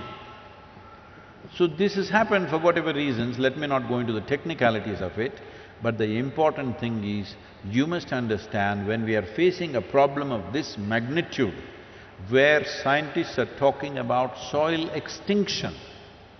When we use the word extinction, we normally said dinosaurs and dodos. But now we are talking about soil extinction, and that's not a joke. Because just 70, 80 years ago, almost every nation used to face this. At least in our nation, we used to have severe famines every 3 to 4 years. In 1942, the famine took 3.2 million people in 4 months in this country. Famine is not even like a war. War means at least somebody will shoot you dead. This is a slow fade. 3-4 months it takes to die slowly. Most terrible things will happen to you. You will lose your humanity altogether. There have been many nations, many situations, I don't want to name them, but there have been many places where people have chopped off the limbs of their own children and eaten to survive, because they didn't want to kill their children. Do we want to drive the world once again in the direction of the famine? Because that's exactly where we are pointed right now. The whole world is moving towards a famine. It is not even that we have not reached there yet. Already 2 nations in Africa, today you just see the news, 2 nations in Africa are going into severe famine. 49 million people are not going to have any food. David Beasley, who was on the video I saw, he said, we don't have the money to provide food. Last year they provided food worth $9 billion. This year they asked for $15 billion. They are not getting it because everybody is talking about Ukraine. Next year they want $22 billion. How long will you run the world like this? Food must grow where people are, isn't it? You get it from here, there and give aid, is it going to work for long? This year, I want all of you to know this, and Feel it in your hearts, otherwise what is the point? 350,000 children could die in the next 4 to 6 months because there is no nourishment. How can we let this happen? After all this infrastructure, this education, this information, this technology, everything, once again we are driving the world towards famine. This is simply unpardonable as far as I'm concerned. We must turn it away. Fortunately, 74 nations have already declared, others are examining the Save Soil policy document. I'm sure they will move in that direction, I have no doubt about it. We will also work on this. We are setting up a 25-member scientific committee which will handhold small nations. After this journey is over, the real hard work begins. So what can I do? One thing is, you can give your time to me, I can make use of you because you have a smart friend. That is one thing. But right now, you use your smart friend, look him up properly, explore your smart friend properly. There are so many possibilities there. Do something, do hee, ha ha, do a jig, do a song, do whatever damn nonsense you want to do. But somehow awaken the world to this, because otherwise, once again we are driving towards famines. This time, it could be a global thing. When food scarcity comes, I want you to know, whoever has the biggest guns will take the food. Even if you grow it in your backyard, you will not eat it. Just know this. Thank you. Thank you so much, Sadhguru, for the beautiful insights. And yes, we are all with you in the Save Soil movement. Thank you so much, Samantha, for joining in conversation with Sadhguru.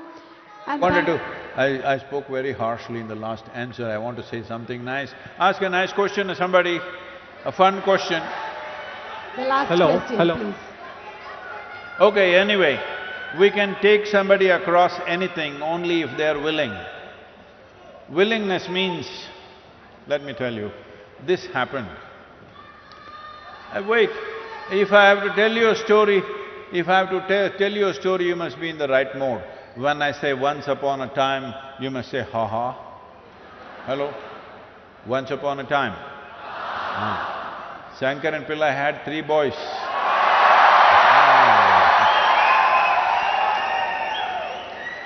And one day, because he was in Telangana, one day he called his boys and said, "You good for nothing people." Am I pronouncing it properly? My accent is correct? "You good for nothing fellows, you must do something good in your life." The boys asked, the Telangana boys, they asked, "Father, what is good? We don't know what is good, how to do good." They said, "You don't know what is good? Do something good." "But we don't know what is good, how to do good." "Do something, go out, help an old lady to cross the street, do something like that." So, then the boys went out. In the evening, they came back. So, Shankaran Pillai asked the first boy, "Did you do something good?" "Yes, father, as you said, I helped an old lady to cross the street." "Ah, you are a good boy." Second boy came, he asked him, "Did you do anything good today?" "Yes, father, I helped an old lady to cross the street." "You also found another old lady?" Then the third boy came, he asked, "What did you do?" "I helped an old lady to cross the street, father." "What, all 3 of you found 3 old ladies to cross the street?" No, father, not just 3 of us, we also called our cousin Ramu. Because you don't know, these old ladies are so stubborn, she just wouldn't cross. So you can only help people who are willing. Are you willing? Save soil, let's make it happen. And thank you very much, Samantha, to be here and make this happen. Thank you very much. La la la la la la la. La la la la la la la. La la la la la la la. La la la la la la. Even good people. Whatever. La la la la la la. La la la la la la. This very body is soil. My body, your body, everybody is just soil body.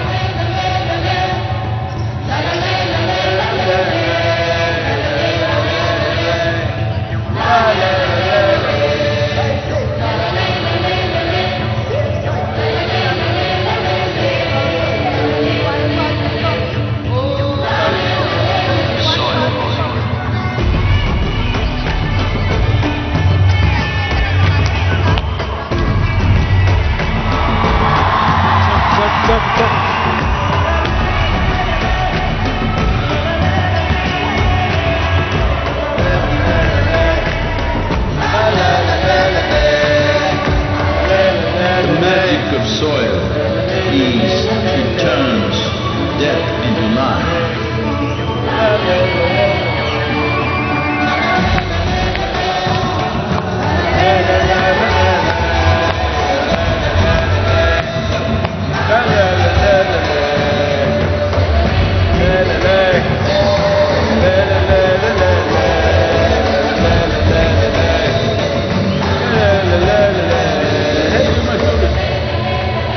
Depleted soils will not quench the fire of hunger.